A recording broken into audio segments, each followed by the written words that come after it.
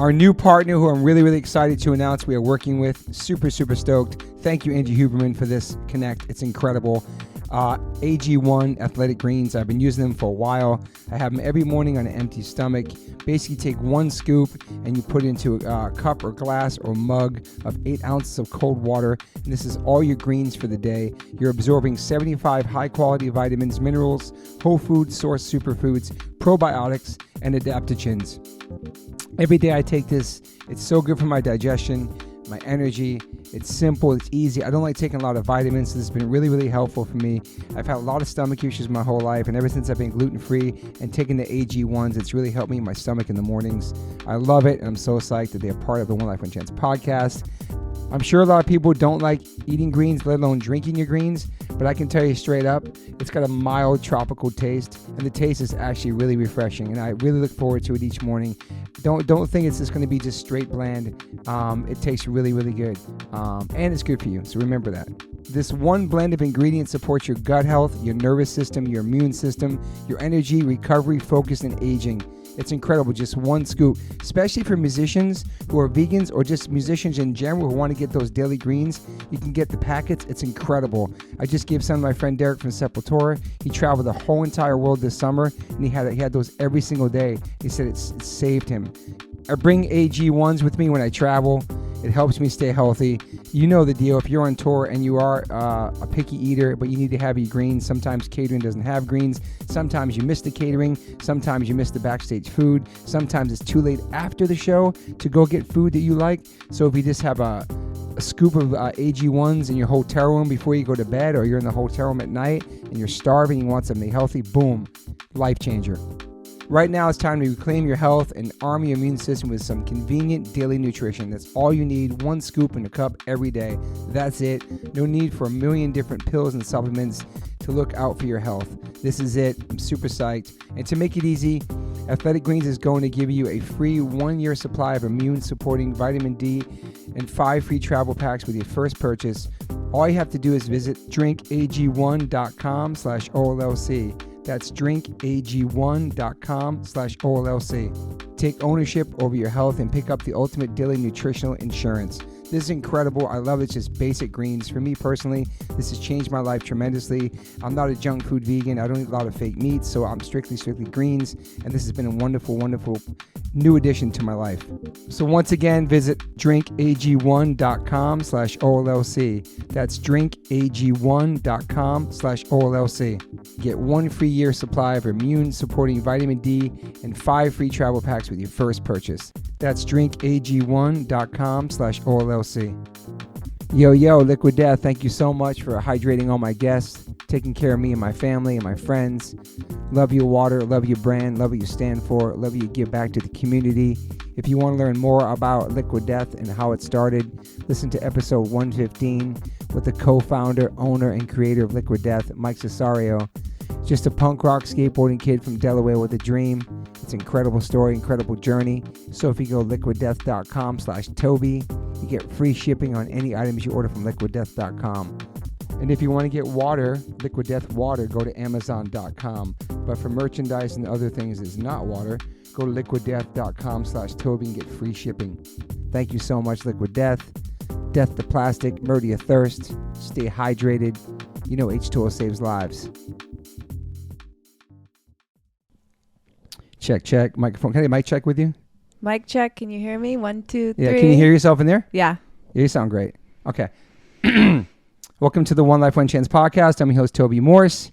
Today I have a very, very special guest, a friend, and also one of my son's closest friends' mom, Jessie Golden's here. Thank you for being here. I love that. It's kind of crazy, right? It's so crazy. But you're more than just a mom, obviously. But being a mom is incredible. We know that. Happy belated Mother's Day. Thank you so much. So thank you for being here. I did a deep dive on you. So we met a long time ago. Obviously, our kids went to school, Larchmont Charter, which is a great school. We were talking about it earlier. And that's when they met, and then they reconnected. Pandemic, I guess, for surfing, right? Yeah. I mean, we were just talking about how lucky we are that they have each other, because they're just such rad kids. Like, yeah. I'm just obsessed. I'm so grateful that they have each other. Because LA's a crazy city to raise children in the first place. Yeah. And these kids, it's like they get so stoked about like just the surfing. I mean, I've never seen like two kids just get so stoked. And like my husband and I always joke, like they're the only two kids I know that'll drive at 4 p.m. on a Friday, like 2 hours north or 2 hours south for waves. Like, and maybe surf twice or 3 times a day. Yeah. Oh yeah. And last night they surfed in the dark. They surfed all night long. I couldn't sleep, and I was watching that new documentary, 100-Foot Wave, and I'm like, I should not be watching this while the kids are surfing at night. Surfing at night is just going in the ocean alone for me. I was never a big fan, but Max made me more comfortable going into the ocean during the pandemic. But at night, fuck that. I no way, man. I know. He took Devin the other night, my husband, and he's like, he surfs too? Well, he drags him out there. I mean, he motivates him. That's the cool thing about having kids, right? They make you do things. And so they went night surfing, and Devin's like, well, what about the sharks? And Cleo's like, oh yeah, there's great whites out here, but they won't bother you. It's crazy how they're so fearless at that age. Yeah. It's crazy, man. And just the ocean, how beautiful it is. And I never really cared about it. And people talk about how spiritual this connection. But when I stood up on the first wave during the pandemic, I was like, this is something so uncomparable to skateboarding, which I grew up doing. Right. Just the wave taking you. I can't imagine. It is a high. Yeah. And I think because you're in Mother Nature, like, I mean, I saw the transformation because the kids really started surfing like crazy during the pandemic. Yeah. And it literally saved their life, I think, because they were able to be outside all the time. And when they come home, I don't know, I just feel like they're magical. Like they're in the water surfing with dolphins in the sunshine and the sea salt. And like we were talking about cold plunging. It's like, yeah, I think they're like lit up all the time because they're in the freezing cold water. It's true. It's true. You know, they just have like this sparkle about them, and it's so cool. And they crash pretty hard when they get home. Oh, Cleo said that's his favorite thing in the world. Is deep sleep, I bet. Yeah, just like surf your brains out and come home and just pass out. I wonder if they're going to be doing this their whole life. I think they will. Yeah, you really grow out of surf. I see this old dude's out there killing it. Yeah, still. I think it's such a beautiful sport to be able to do. And release all that stuff, yeah. Yeah. Especially going outside. It was crazy during the pandemic. There was some beaches that were closed, all that shit. That was like nuts, man. They kept going though. They were like, the beaches are closed. I'm like, if you get in trouble for surfing, like, so be it. On, like, that's ridiculous. Yeah, people were out there. Yeah. Not social distancing, not wearing masks in the water, but I hung the most ever in the ocean was during the pandemic. Like the most of the time I spent at the ocean. Yeah. It was beautiful though. Yeah, we all needed peaceful. it. We needed it for sure. But both of us come from like cities. You're from Chicago. Mm-hmm. I moved here from New York, but I'm not from there. But it's a long way from the ocean. I want to start your journey with that, with Chicago, where my wife is from. You were born there, and how was growing up there? I'm so proud to like have grown up in Chicago, and I really feel like I kind of gravitate towards people that grow up in cold environments. Yeah. I just feel like it does something to your character, like having to walk in that cold. And it's true. I was telling Cleo, I was like, I used to have to wake up an hour before I had to leave just to like remove all the snow and ice from my car, start it. Yeah. So it would warm up. It's crazy. Like just little things like that just kind of like builds character. And agreed. Blizzards, all that stuff. Yeah, and it's just not sunny. I don't know. There's just something about it. So I'm very proud to be from Chicago, but I always dreamt of like, you know, the sun and the ocean, and I wanted that lifestyle. So I actually left when I was 17. I went to Florida on spring break. Never came back. Never came home. Yeah. Yeah. I was like, crazy. Peace out. Everyone's like, wait, what? I'm like, no, I'm not going to come back. My mom lost it. She was like, what do you mean? Do you have siblings? I do. I have an older sister, and then my dad remarried, and I have 2 younger brothers. Oh, wow. Yeah. But I always, not that I felt like an only child, but I was kind of like in my own world and super independent. Always. Yeah. Were you a wild kid growing up? Oh gosh, if you know, when I think about wild, like I guess I was. Like if Cleo did half of the shit that I did, I would probably be like, we should go talk to somebody.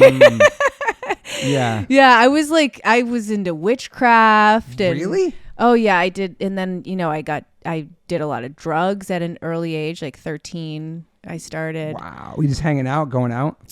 Yeah, I was always escaping. I was always trying to escape. You know, my home was crazy. My mom remarried several times to men 20 years younger than her. They were all addicted to drugs and alcohol. And so there was a lot of chaos. And I think I was just, looking back, I was always very spiritual and just kind of like in my own world. And I think I was just craving more of that.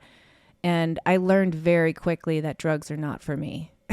I almost went over the edge a couple times. Really? How many years were you doing it for? You started at 14? Around 13, 14. Just drinking, smoking. LSD and wow. What about Coke? No, never did Coke. I think I like missed. That's what kind of. I mean, that's good. Not that it's good, but like, I did like weird stuff. Like we were doing like Wiki, which is I don't even opium and wow. LSD and the LSD is what did it for me. It was like I almost didn't come back. It's gnarly. And that's actually when I found yoga. Is I was having like major anxiety. I think I don't know if that was just the time, but in Chicago, we would go to like coffee shops and drink gallons of coffee and smoke cigarettes. It was like, that's what you did. And I think it was making me have a lot of anxiety, like too much caffeine. Totally. And then of course doing drugs. And I had this yoga book and it talked about like breathing exercises. And that's the first thing that I fell in love with yoga is like, I just need to learn how to calm my system down. And so I started practicing these breathing exercises. And then I eventually started diving more into yoga. But at 18, I made a pact with myself that I would never do psychedelics again. I was like, this is not for me. I realized that like I could get to that same place that I was seeking, which is almost like a state of samadhi in yoga. It's like an enlightenment phase with consistent meditation. Yeah. And if I take these drugs, which I think is a whole nother topic, but it's like a quick way of people thinking that they can get there, it could be so dangerous. And for someone like me, I almost didn't come back. What does that mean? Like you just I was tripping for like a good year. What? Yeah. A year? The last time I did LSD was a really bad trip. And does Cleo know all these things in case he does. Okay. He does. What up, Cleo? Yeah. No, I told him because that's awesome. I want him to be educated. Yeah, it's smart. And nobody ever told me that like, I always tell him, I was like, you could take the same hit of marijuana and have a completely different reaction than your friend. Your friend could smoke the whole thing and be fine. And you could take one hit and have an anxiety attack. Like you just don't know. But yeah, I had a really bad trip and I didn't feel like myself. The next day I noticed right away, like I was off. And then a couple of weeks had gone by and I smoked a little weed. And during smoking weed, the trip came back. It came up the back of my spine. Anybody that knows, like if you've ever done LSD, I don't know, it kind of tingles. And I just kind of went into this woo-wah phase. And I was like, whoa, this is not right. Like what's happening?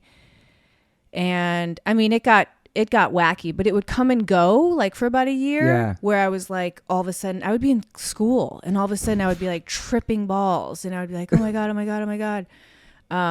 So that's why I made that pact with myself. Scary. Oh, it was so scary to not have having control. no control. Yeah. No control. And, that's why I fell in love with yoga because I was trying to gain myself back and like just calm everything down. And, I think that's what really started like the whole phase of like self-help and spirituality and like just trying to discover who I was. And it was such a weird time to like kind of be sober because all my other friends were just starting to experiment. And so I kind of got like the nickname of like being grandma, like taking care of everyone. And you already went through it already. I already went through it. I was over it. I was like, I'm over all that, so kind of not look down on people, but like, oh, these kids, You're like their counselor. Yeah.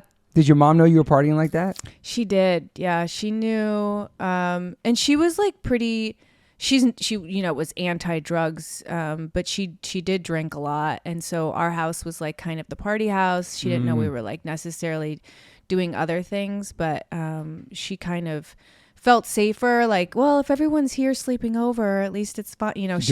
She was that mom, so it was kind of cool. But she didn't. I mean, I eventually ended up telling her about all the LSD and stuff like that. And she was just like, oh my gosh, like, that's crazy. Did it affect your grades in school and stuff?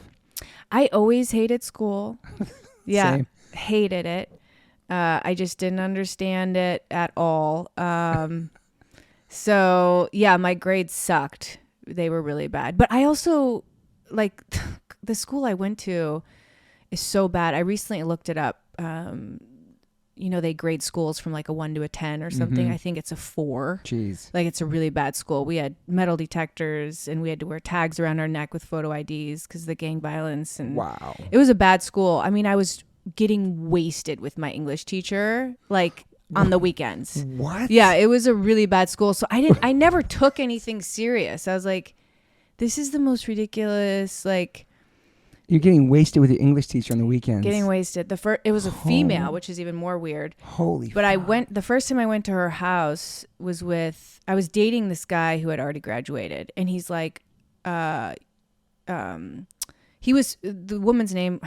I don't even know. I shouldn't say it. Yeah, don't say it. I shouldn't say it. You think she's still a teacher though? No, because she was quite old. So I don't think. What a crazy. Yeah. Ass. But the first time I went to her house, we like brought a bunch of alcohol, and I remember I walked in and she goes, "You were never here."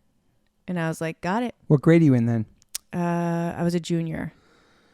Dude. Yeah. And just like getting hammered with her. And then the next morning I'm like sitting front row and I'm just like, she can't fail me. So true. I was like, she has to pass me now. But I just never respected anybody. And, to be honest with you, I eventually did homeschooling my senior year. As the school was just so bad, and I was actually modeling and dancing, and it just felt better. And I had a homeschool teacher who actually ended up, her son ended up marrying Jennifer Hudson. Wow. Yeah, and she, in that year, my senior year, she would come to my house like twice a week and work with me. I loved her so much, and I learned more my senior year from her one-on-one, talking to me as a human being, and just so much insight. That was my favorite thing about school. So you started doing you were a ballerina at a young age too, or no? Dancing? Yeah, so my mom owned a dance studio for like 42 years. Wow. Okay. So I literally grew up in that world, and dance was like everything for me. I say it saved my life like over and over and over. But I knew really quickly that like I wasn't going to get far with it. Dancers don't make a lot of money, and it's a tough gig. So I doing competitions and stuff too? Oh yeah, we competed everywhere. I did all that, and I did get to dance with some ballet schools, but it was never, I don't know. And I was so tall, like to do pas de deux, which is like dancing with a guy. It's like I need someone who's like 6'4". And that's not really common. So, did you like it? You loved it? Oh, I loved dance. Yeah, dance was like how I transmuted like everything and anything I was going through. Yeah. We were talking about like our kids. Like I just think, I think everyone needs something, like a way of like releasing what they're going through. And for me, it was dance. And then modeling happened on the same time or later? I actually did childhood modeling. Like my mom had me in it. I hated it because it was just another thing that like took me away from hanging out with my friends. And social, yeah. But when I was, when I moved to Miami when I was 17, I was actually like cleaning houses and like working at a furniture store. I was like doing whatever I could to just like make ends meet. Did you have friends there? You just met people at spring break and stayed? Well, my aunt lived in Jupiter Island, so I had like someone there, and she was like a cool aunt. And then I met a boy, a surfer, so that was done. It's like I'm never leaving. But, my aunt actually dragged me to a modeling contest. She's like, you have to go to this modeling contest. And I was like, oh, this is like so lame. And I was like, they just steal your money and it's like all bullshit. And so I went with like this major attitude.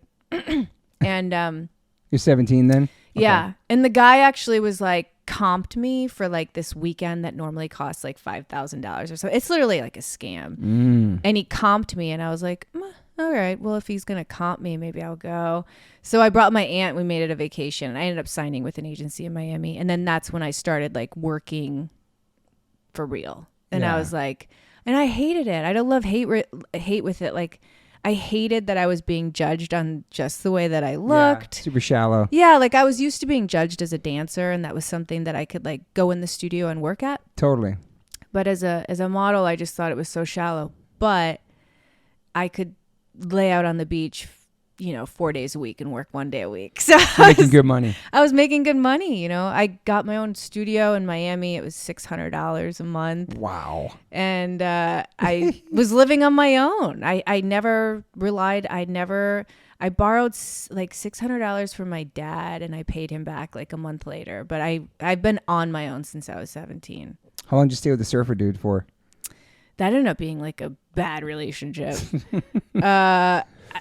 Probably like a year or two, but we broke up like 10 times in between. Wow. Yeah. So are you traveling at that point too, modeling, going to New York and stuff like that? A little bit. I went to New York. I hated it. It was like January, freezing. Brutal. They had me going on so many go-sees and auditions and creepy photography. Like they were just, it's crazy what I think of it now. Super creepy. Oh my God. Like I was 18 and like they're just sending me to like creepy photographer's house by myself. Wow. I think about it now and I'm like, wow. Like that was so dangerous. You survived it. Yeah. But yeah, it was a little, I never like really loved that environment. And I think I kind of shot myself in the foot. I had an opportunity to go big and I walked away from it. After I went to New York, I think I signed with major models, and then they were like, oh, you're on hold for Guess and Sports Illustrated and Vogue. And I was like, nah, I'm going to quit. Wow. And I actually saved that. I just found it's a fax that they're like begging me to like, holy shit. Like you're holding for the biggest jobs in the world. And I was like, nah, I don't like it. And I just like walked away and, that's a whole nother story. That's cool. So you walked away then? Were you just working a regular job after that? No. So I had just shot Abercrombie and I made like $20,000. And to me, that was like, I was 18 and that's I was a lot. Like, I'm killing it. I could go not work for like a year now. Especially on $600 rent. Yeah. But I don't know. I think it was like a perfect storm. My best friend died.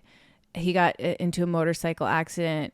And it was like the first person that I had lost that was like really close to me. And I don't know, that had a big effect on me. And then this is a crazy story. You're going to love this. Let's go.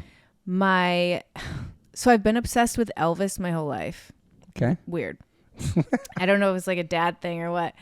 And I actually would go to these like Elvis concerts in Chicago. There was this guy named Trent Carlini. Okay, Elvis impersonator. Yeah, so I went ever since I was like a kid. He ended up, no, that was afterwards. I think I was a backup dancer for him at some point, but it might have been before. I don't know. He ended up becoming a friend of the family. Okay. So my sister got married in Vegas, and she invited him to the wedding because he lived in Vegas. And he was married with 3 kids, and he showed up to the wedding by himself. And now all of a sudden I'm 18. And I was like, I see where this is going. And I was like, oh my God. So anyways, he's like, oh, Claudia cheated on me. I've been living in the office. And long story short, I never left Vegas. I never went back to Miami. I ended up moving in with this Elvis impersonator. What the fuck? Was he handsome and looked like Elvis? He did. He looked like Elvis. Oh, what version of Elvis though? The good Elvis, like 68 comeback Elvis. Oh my God. Yeah, that was a wild ride. And so he had a big impact on me leaving, modeling, which looking back, I Was it a good impact? Well, I wish that he would have been like, no, you should do those jobs and then come back here. I was just floating around on my own. Were you hopeless romantic back then? I guess so. Looking for love, yeah. I guess so. Yeah. So Elvis in person. Now you're living in Vegas at 18. Yeah.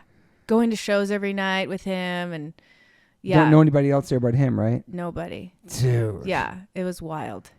And he had 3 kids, so I was all of a sudden like a stepmom to at 18, a 1, 3, and a 6-year-old. I'm still friends with the girls. That's cool. He recently passed away, which is really sad. Wow. But sorry.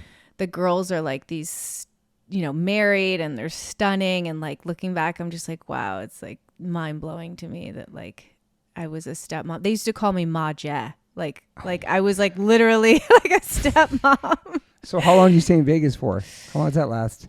I think for like a year I was solid there, and then I started to like get anxious. Like, was it a good relationship? It was. He was a good guy, but at the same time, you know, I was young and I was not ready to just like be a mom, and I started to run out of money. How old was he? He was a lot older. He was 18 years older than me. Holy shit. I know. Devin's like, what were your parents? That's what I'm saying. And I was like, well, the thing is like, I always did what I wanted. I was very stubborn and very independent. Rebel. And nobody could tell me anything because I was paying my own bills. True. You know, so it was like no one had control over me. And wow. Yeah. I ended up coming to LA though. That's when I came to LA, and I had to start all over, like with my tail between my legs. I went to LA Models, and I was like, well, I was the face of Abercrombie 2 years ago, and all these big companies wanted me 2 years ago, and they're like, yeah, well, you're old news now, so we got to start you all over from the beginning. Wow. And I kind of missed my boat. I mean, listen, I made a living as a model my entire life, so I'm so grateful. Yeah. But I hustled, and I did a lot of catalog and a lot of like, you know, it paid the bills, but like, you know, had I taken that other route, I probably would have been able to, you know, have a much... Who knows though? You never know. You know what? That's what I say. I'm like, you know what? Maybe I wouldn't have Cleo. And if that's True. the case, I'd rather take this road. So you're like, what, 19 or 20 now, coming back to LA? Yeah, I was like 20. Yeah, around 20. And you start over. Start over and just start modeling. And did you have friends in LA too when you came here? No, I didn't know anybody. Yeah. So I lived at the model's apartment. So I would come here, work during the week, live at the model's apartment, and then fly to Vegas. And that's when tickets for Southwest, it was $35 a ticket or something. And because I was so independent and so like, I always had this like, I could do it on my own. I paid for all my own stuff. So even though this Elvis guy, he was pretty successful, he had a lot of money, I never took any money from him. I was very prideful. Looking back, I'm like, Jesse, you should have let him help you. But you know, so I went back and forth for about a year, and then it got to the point where I was like, I got to be here full time. And then I eventually got an apartment here, and you know, just started working full time. But, and so leading up to having Cleo, you were 25 years old, right? When you got pregnant? Yeah. So you're modeling up all the way up until that point as well? Yeah. I mean, I modeled my whole pregnancy and everything. Wow. Yeah. This picture you pregnant? Yeah. I think you posted this before. Yeah. It was actually my favorite.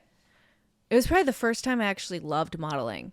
Because I was like, this is so cool. Like, you know, I get to show it was right when, we were obviously pregnant around the same time Moon was. Oh, that's right. Yeah. So like that time frame was when, so prior to that, like Gap and like these companies and stuff would literally just use regular models and put fake bellies on them. But at that time, like maternity modeling, they were showing real bellies, like showing midriff and like showing off the belly. That was like a whole new vibe. So they had to actually hire real pregnant bellies. So I signed with this agency called Expecting Models, and they got me so much work. Wow. And it was my favorite because the clients like treated me so nice, and like I had this big belly, and it was just like so fun. That's cool. Yeah. Is that still an agency, you think? Oh no, it is. Yeah. That's I just so cool. helped a girlfriend get with them last week. Yeah. That's cool. I didn't even think about that. So you did a lot of work with that. A ton of work, and then she even does like even with breastfeeding. So like Cleo did his first job at 6 weeks, and then we started booking jobs together, and you know we just continued to do that. I think, I don't know, I'm sure you can relate, and all parents relate. Like before I had Cleo, I was just kind of like going with the flow, and I was paying my bills, and I had a nice life. But as soon as I got pregnant, all of a sudden I was doing everything for him, and it was my motivation. So even going to auditions prior to having Cleo, I would kind of like, oh, I don't really deserve this job. All these other girls are prettier. And then as soon as I got pregnant, or as soon as I became a mom, I would walk into auditions like, this is my job. You guys can all go home now. I got a baby to feed. Yeah. And it just really, so my career actually got better after I became a mom, because I had this confidence that I didn't have before. Yeah. And doing it for him. Yeah, that's crazy, man. That's beautiful. Yeah, it is. So the baby daddy, was he around for a second? So baby daddy was a model as well. Oh, wow. Yeah. A handsome Hawaiian surfer. And wow. I just fell in love, and I mean he has Cleo smile. That's where Cleo gets his smile from. I was just like, this Hawaiian surfer, and we just fell madly in love. We were dating for like 3 months, and I got pregnant completely unexpectedly. And I called him and I was like, you need to come over, you know, and I told him, and he was like, this is the best news ever. He was like so stoked, and I was like, really? And he was almost so stoked that I was like, do you know what this means? Like, yeah, I don't know. He was from Hawaii. So he had like a really nice disposition, but almost, I don't think he was realistic about a lot of things. So, we tried to make it work. He was there, during the pregnancy, and then for like a year on and off, but he was a model. So he was like, I was like, dude, you need to go back to like bartending, just so like we can like save money or like do something. He's like, I make, you know, $3,000 a day. Why am I going to go, you know, that kind of attitude. I'm like, yeah, but you're not working. So, you know, so I basically started feeling like I was responsible for him and Cleo. So eventually when I got on my own 2 feet, I was like, dude, I can't do this. And, it's really tough because I did not want to have a child from a broken home because I grew up in that environment. Yeah. And I tried more than I had in any relationship, even up to this point, to try and make that work. Yeah. Because of Cleo. Stability. And then, yeah. But at a certain point, I realized I only have control over me. Like, I can't change him, and he wasn't willing to change. And it's not that he was a bad person. I mean, I can get into the whole psychological stuff of it, but he was adopted, and I think he had like issues with not feeling worthy. Yeah. And there was like all this other stuff going on. So, I can see that. Yeah. So he kind of went MIA. Him and Cleo had no contact for like 8 years. Wow. He wasn't there when Cleo was born either? No. So he was there when Cleo was born, and like maybe the first year or two on and off. And then he disappeared. He went back to Hawaii. And then like 5 years ago, I can't remember exactly. Came back? Randomly called Cleo. And I called him right away, and I was like, dude, I'm totally fine with you guys starting a relationship if you're having some like moment. Yes. But do not fucking hurt him again, or I will kill you. Yeah. Like, if 100%. You're going to do it, do it. So they talk like intermittently. You know, it's tough because I never talked bad about Cleo's dad to Cleo.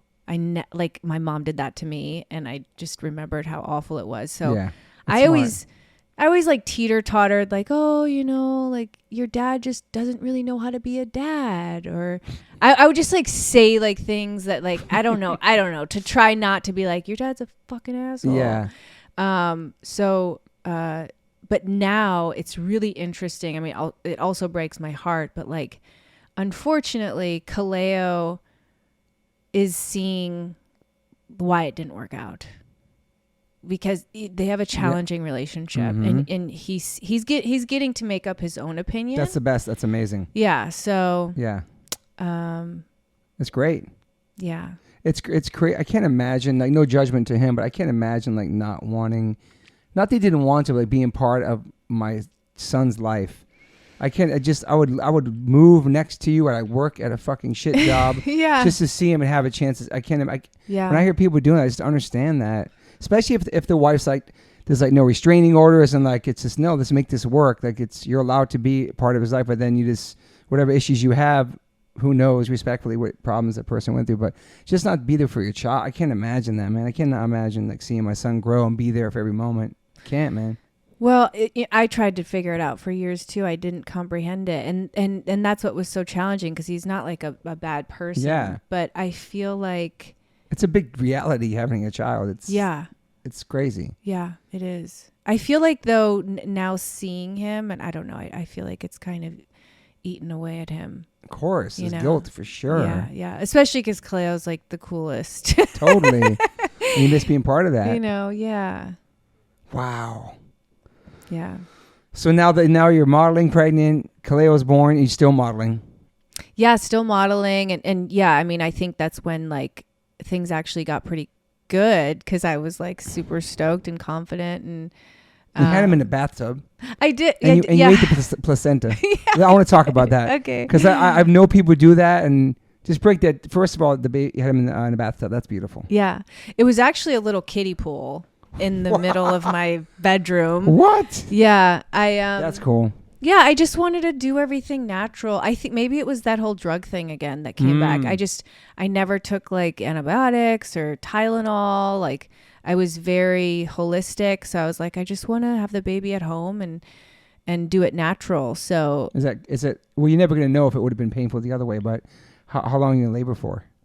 I was in true labor for 6 hours, but that's not even that crazy. No, it's not. I mean, my yoga teacher's like, if you want the baby to slide right out of you, just walk. So I walked every single day like a maniac. Like I used to live around here. We lived by the Grove. So I would like walk to the Grove and then do a lap and then walk to the Grove and I was like this crazy like Nordic pregnant woman walking. But no, it wasn't, not that it wasn't bad. It just comes in waves. But like, that's the cool thing about your body is like I don't know what kind of hormones goes on and stuff. I mean, I was in another dimension. Yeah. I was in another plane. So I don't really remember the pain. Yeah. It was just such a beautiful experience. So yeah, I gave birth in the water, and then I knew I wanted to eat the placenta because, break that down for listeners. Like, yeah, what that means. What does it do for you? What's the purpose? Yeah. So all mammals eat the placenta in nature. It supposedly gives you everything that you just lost and instigates maternal instincts. All the nutrients and everything. Yeah, I know you're like, I'm a vegan. I don't know if I would eat that. It's so interesting though. Yeah. Well, I was kind of like very, like, I don't know what like barbaric the way I did it. But like now you can do it civilized and dry it out and put it in pills. Okay, what did you do? I literally threw it in a blender with chocolate protein and just chugged it. Well, I cut it in half, and then we buried half in a pakaki tree, under a pakaki tree in our home.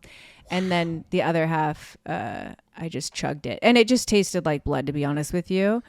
Blood and chocolate? Yeah, blood and chocolate. I was just like, give me, and so in traditional Chinese medicine, I read that if you eat the placenta, you'll never be able to tell you had a baby. So the vanity of that was probably more encouraging for me. So I was like, what does that mean? No stretch? What does that mean? I don't know that. Okay. I'm assuming it's probably all the nutrients and minerals you've lost if you replenish your body, because it's taxing obviously on a body. So how big is the placenta? It's big. Okay. It's a whole nother birth, which I was like, thanks for letting me know. Like you birthed Kaleo, and then like 5 minutes later, my midwife was like, okay, now you're going to push the placenta. I was like, there's something else in there? Like, no one told me. So the placenta is attached to the umbilical cord, and it's a whole nother thing that comes out. And you're like, holy shit. Okay. Is it like all like goo? Is it just like? It's very gooey. It's like a big ball of like. Did you have second thoughts when you saw it about eating it? No, because I was so high. That's cool. Was so. I actually just found the birthing video. I thought I lost it for 10 years. And when we just moved, I found it. You have it on video? Yeah. And you could tell that I'm somewhere else. Zoned out, yeah. I remember one of my friends watched it and she was like, you weren't on drugs? Like they thought I was actually on something because I was in such a primal, weird daze. I don't know. Yeah. So threw in the blender and just ate it. I just ate it, yeah. Wow. And do you feel anything? Does it get sick or nothing? No, I felt good. I mean, I had that, and then, right after I gave birth. The same day you gave birth, you ate the placenta? No, I think it was the next day. I think we put it in the freezer. I was going to say, I wonder how long you're allowed to have it for. Yeah. Before it goes bad. When you go to the hospital, they just take it, and they'll sell it. So you have to tell them like, no, I want my placenta. They'll sell it? Yeah, they use it for, I don't know what they use it for, but. Do you think it made a difference doing that? Looking back on it? I'm one of those people where it's like, I'm willing to try anything, like the holistic natural stuff. Totally. So I'm totally down. And It's part of your life in a moment. It's something you did. And it's part of your child. It's, regardless of what it did or not. Yeah. I mean, I was so young. I was 26 when I gave birth. So like I bounced back pretty quick and I felt great. So it's hard to tell. Yeah. Yeah. Man, having one kid is just amazing. If I could have had like a boy and a girl, that'd been great. But like where my son is at now at 20 and all the traveling we did, everything we did together at such a young age, it's so much easier. Right. Obviously, I'd love to have more kids someday, but my wife made me get the snip a long time ago. Would you adopt? I don't know. Yeah. That'd be kind of cool. Would you? I've always pictured myself with a lot of kids. I don't know if that's like from another life or something, but we're trying right now. Really? Yeah, I know, it's crazy. Wow. Yeah, we've gone through such a challenging time because I got pregnant unexpectedly with Cleo at such a young age. And then now, so I was diagnosed with rheumatoid arthritis when I was 29. And that's played a huge factor in trying to get pregnant because with rheumatoid arthritis, your body basically attacks itself. So it's doing the same thing with the embryo. So I'm able to get pregnant, but then it attacks the embryo. It's like a foreign invader. Wow. So I'm doing all these protocols right now. I kind of was telling you when we were texting, like I just went to Tijuana. Yeah, what was that? What you do there? Yeah, so it's illegal here. It's legal in Mexico and Canada. They basically take Devin's blood, my husband's blood, and they do something to it for like 4 hours. And then they take the white proteins out and they inject it in 8 places in my forearm. I know. What? Crazy. You had that done already? Twice. Yeah. What is it called? LIT. Okay. Like leukocyte intravenous treatment or something. Holy crap. But it's basically for me to see Devin's part of the sperm or the embryo as a friend instead of a foe. Gotcha. So like you create antibodies, and they tested me like I was at like a level 15, which is bad, and they wanted me to be over 50, and I'm like over 90 now. So for 6 months I'm good, like to try for 6 months, and then if I don't get pregnant during that time, I'll have to do it again. But there's all these like cool new things that they're figuring out, and it's not just people with autoimmune disease, but someone like me. It's like it's becoming more challenging because not only my age, but I have all these antibodies and cytokines and everything that's kind of attacking everything. So I have to bring the immune system down. And so were you healthy leading up to getting this? Like there was no issues with you growing up and stuff, like health issues? No, I was fine. So out of nowhere this happens when you're 29. Yeah. So when I was 29, how do you know you have something wrong with you? Yeah, right. So I really thought I was bulletproof, like up until that point. Yeah. And I thought I was the epitome of health. Like I became a vegetarian first when I was 11. I'm not a vegetarian anymore. That's okay. We're still friends. Yeah. Okay. But at 11, wait a yeah. second. Why at 11? Why you chose that? Yeah. So I got sick eating meat. In Chicago, there was like a fad in the 90s where you would like go pick your raw meat out of the these like big refrigerators, and they had these huge grills, and you would cook it yourself. And I guess I didn't cook it right. This was a fad? This was like a fad in the 90s in Chicago. Really? It was like a restaurant thing. Wow. They probably got shut down because people weren't cooking it right, or who knows. So you got sick from it? I got sick, and I told my mom, I'm never eating meat again. And my grandmother's like, you're going to die. Like, because especially back then. This is Chicago. Yeah. In the 80s, actually. It's like, so different now, but yes. Late 80s. Yeah. No, my grandma's like, you're going to die if you don't eat meat. And my mom was so cool. She's like, okay, honey, like took me to a nutritionist, and we learned about lentils and soy. And, nice. We had to go to a special grocery store. Health food stores, yeah. Yeah. We had to go downtown because there was nothing near where I lived. That's so crazy. Now it's just like everywhere. Oh, I was so weird.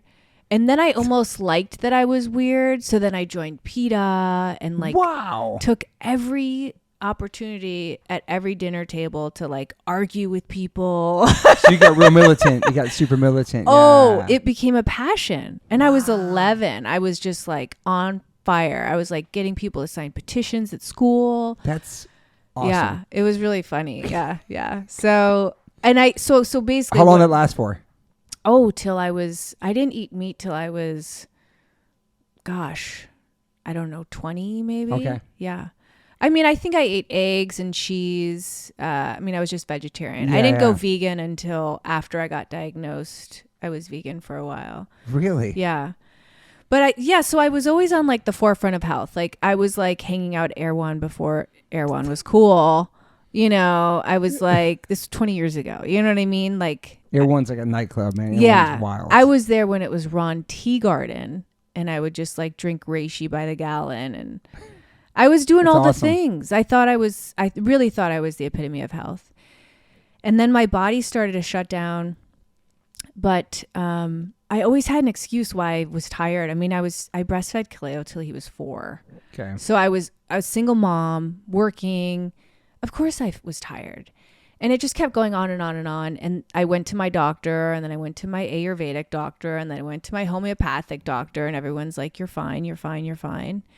And I was like, oh, just, I didn't know what it was.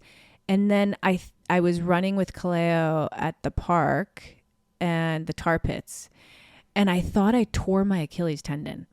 I was like, what the fuck? This is like the worst pain ever. So I went to the ER, and the lady in the ER was like, have you ever seen a rheumatologist? I'm like, a rheuma what? And she saw my hands were kind of swollen. And she's like, I think you should go to a rheumatologist. So thank God for that lady. I went to a rheumatologist, and then they tested me for the RA factor. And sure enough, she's like, you have rheumatoid arthritis. There's no cure. You need to go on medication right away because it's believed that it'll stop the progression. You're more likely to go into remission. So they started me on methotrexate, which is basically chemo, and TNF were your blockers. hands hurting at that time or anything? Yeah, my hands were like black and blue. My knuckles were black and blue. Wow. And I kept just thinking, did I like hit the wall at night? Like I just had an excuse for everything. Yeah. I was in denial. I was getting this like weird thing where I would feel like I was getting sick and feel like I had a fever and a sore throat. And then the next morning I'd be fine. Wow. So come to find out, rheumatoid arthritis is a low grade infection. It's really common to have like 101 fever, obviously achy joints, stiff joints. I was dropping weight, which again, I was like, well, I'm still breastfeeding a toddler, it was like, so yeah, it was really scary because that was the first time that I had also had to rely on, like pharmaceuticals. And I was really torn with that because I had kind of held myself in like a regard, and I was so proud of like, I'm holistic and I don't even take Tylenol, and here I am like taking all these drugs. And but sure enough, like clockwork, my body started reacting to the drugs to the point where like the side effects of the drugs were like worse than the actual disease. Wow.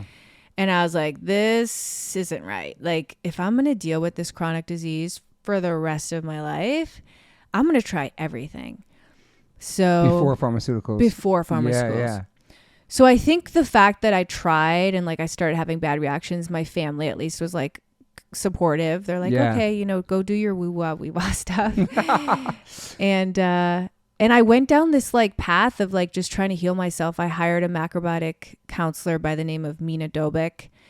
I had heard of her through a friend, but I think she's like worked with Gwyneth, and she's kind of a big deal. She healed herself from stage 5 ovarian cancer. She was given 3 months to live like 20 years ago. By non-pharmaceutical stuff, just everything else? Macrobiotic diet. Like this guy, Michio Kushi, he was like the guy who like, it's all like, it's just all diet.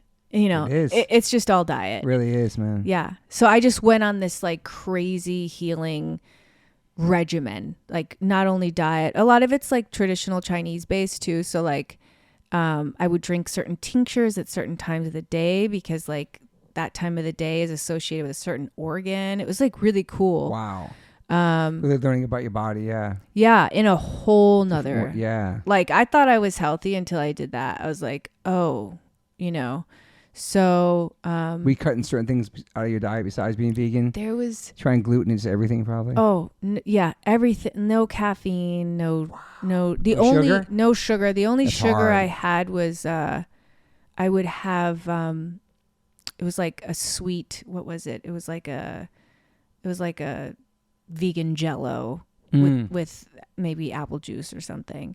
And I did have, it wasn't vegan. I would have a piece of cod every Wednesday. That was the only fish protein. Yeah. But no cheese, no alcohol. Was that stuff working? So it's like the whole concept, which is pretty common now, but back then it was not really, this was 15, 16 years ago, was like their whole concept is like, we're going to bring your body from acid to alkaline. That takes at least 90 days. But not only that, it wasn't just like a healthy diet. It was like every single thing that I was putting in my body was getting rid of inflammation, dissolving fat deposits, getting rid of anything bad I ever put in my body. So I actually went through a healing crisis where I got really sick. I had never experienced that before I started feeling better. So my body was still struggling. Like my mobility was really bad. I almost felt like the Tin Man. That was the only way I could describe it. It was like every synovial joint, which is every joint that bends, just felt broken. And, but my eyes were clear. My skin was clear. My brain was clear. I felt so high. Wow. Like I felt like spiritually high. But my body was just taking, a long time. And I gave it about 6 months. And then my family kind of had an intervention. They're like, Jesse, you should probably go back to the rheumatologist and just like make sure you're okay. And I went. You stopped using the prescription he gave you. Oh, correct? yeah. I hadn't been on anything. Yeah. And that's the thing with rheumatoid arthritis. It's like you want to stop the progression of damage because once the damage is done, it's, you're kind of screwed. So I went back to my rheumatologist and she's like, I have never in all my years of practice seen someone torture themselves as much as you've tortured yourself. She hooked me up to an IV of steroids for an hour to bring the inflammation down that I had. And the next day, you'll appreciate this because I saw something you posted the other day. I had never ran in my life and I ran 5 miles. Wow. That next day. That's awesome. Because it was like the first time I could move in like a year. Yeah. Because of the freaking steroids. Yeah, you're like Superwoman. I felt like Superwoman. I was so stoked. You ran the next day. I ran the next day. And then I kept running because I was thinking in my head, if I keep moving, this can't get a hold of me again. So I had this like whole concept of like, just keep moving. And I've kind of found this balance between Western and Eastern medicine. I took everything that I learned from my diet. That was like, I think I did steroids one other time in 16 years. It's definitely not something that I wanted to continue doing, which unfortunately a lot of people with RA do rely on. And then I did go back on a different type of medication for a little bit.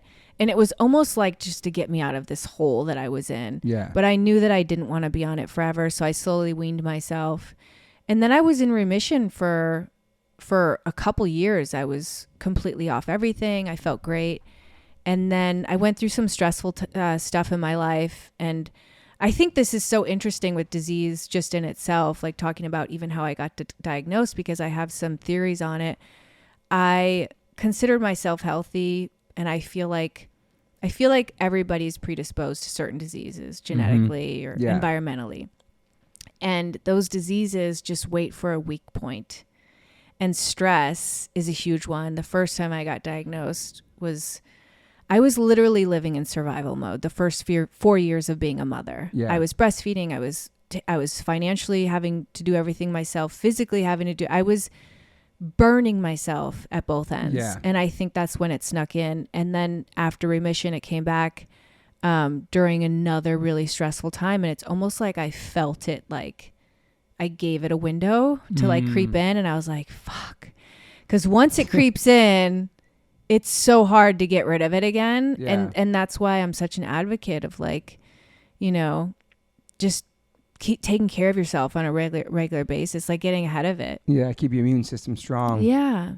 Don't let it get weak. That's why sleep's so important too. Sleep. We really talk about sleep so much. It's so important. Yeah. And hydration and just walking or just moving. Yeah. And just your environment, like like who you hanging out with, and mental too. Your work and all those things Balancing. That can cause a lot of stress. Wow. So, are you at a place now where it's So what's your daily with it now? Like what's it? It's pains every day or just? So I'm in a weird place right now because I was not, I wasn't doing anything for a long time and I felt really good, but my hands got so fucked from 16 years. Basically, I need new hands. Really? Yeah, I've had 2 hand surgeries. But I saw the picture too. Yeah, it's gnarly. But they didn't want to replace my knuckles. My doctor's like, listen, you're too young. I don't want to replace your knuckles. Let's wait. They're doing a lot of advancement, using cadaver. Right now they just do silicone, which don't last long.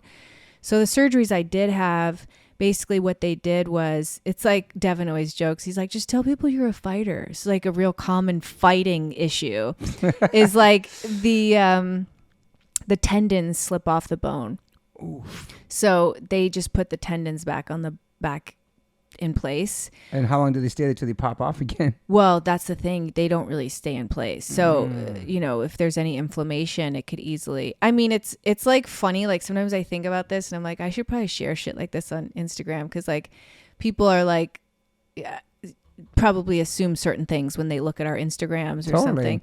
And like lately my thumb has been popping out of socket every day. And like, it'll just happen like randomly. I'll be like making breakfast and I'll be like, oh, and I have to like pop it back in place. And I'm like, if people knew, like these are just like daily struggles that I deal with. We're not perfect. Yeah, we're not perfect, and it's been such a humbling journey, rheumatoid arthritis, because for a long time it was something that I could kind of hide from people. Yeah. And now my hands are very visible that I can't hide them, especially I own a skincare line and I constantly have to do videos of me like putting stuff on my face and with my hands, and I'm like, wow, what is the universe trying to teach me?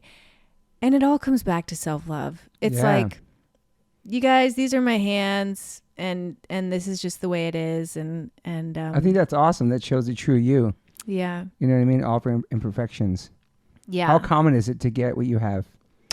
Rheumatoid arthritis? Yeah, how common is it? I don't know the statistics right now, but it's pretty common. It's more common in women than men. It's more common in women after they have children. So I think the hormone fluctuation definitely has an impact. But it's unfortunately, it's pretty common.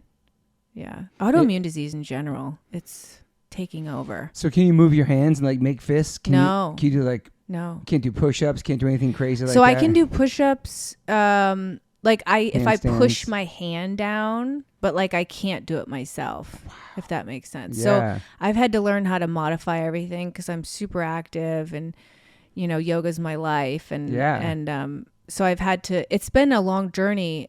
I mean, just the surgery in itself, anybody that's had surgery, it's a fucking nightmare. I had my right hand for 6 months and then I had my left hand for 6 months. You do one surgery at a time. But when the new hand, I still didn't know how to work I basically had no hands. Yeah. Because I didn't know how to work the new hand. I was in therapy. Jesus. So I'm just getting to a place now where I feel like I've learned how to modify everything. So I can do push-ups and I can do things. It's not as graceful or as pretty as I'm used to it being, but I can still do things. Yeah. Yeah. Are you insecure about your hands? Oh, yeah. Yeah, for sure. Yeah. But now people hear your story, they know exactly why, what you're going through, Yeah, I love sharing. You have no control over it. You're trying your best. Yeah. I mean, I think that's, at the end of the day, it's like, I think scars are cool, by the way. Yeah. I love scars. My wife loves them too, yeah. Fuck it. It's all builds character. It's part of your journey. Exactly. Would you? Does it freak you out enough to you would get something done so you can't see anything on your hands anymore? Or? Well, I'm just more worried about the mobility and the pain. Like when you get rid of the joints, you don't have pain anymore. So I'm like, let's just get rid of them. Damn. Or would you get new knuckles or anything? Yeah, I would get new knuckles. Yeah. That's so crazy. Yeah. So not new hands. Yeah. Basically new hands. I mean, the knuckles, the main knuckle is the problem. But before I decided to do surgery, I went to Colombia and got stem cells because I was like, let me try. You were trying everything. Oh, I was trying everything. I was like, because I don't want to have to go down the surgery route. What do the stem cells do actually? That was freaking must be intense. A crazy experience. So I got the most stem cells you could get like intravenously, just like in my body. So those work everywhere. Basically, they're designed to like go to the place that needs the most work. So sometimes you don't even know, like, I don't know. I've heard of people like having a heart condition, but like their eyes are really bad. So like the stem cells go to the eyes first, but their eyesight gets better. No way. Wow. And it's not 100%. So like people with autoimmune disease, they're like, sometimes it takes multiple treatments, but I had 150 million stem cells intravenously. And then if you guys want to see a gnarly video, in my highlights, I have the video. They did, stem cells in between each joint of my knuckles. Wow. As well. And they couldn't do any like anesthetic, no, you know. You just felt it?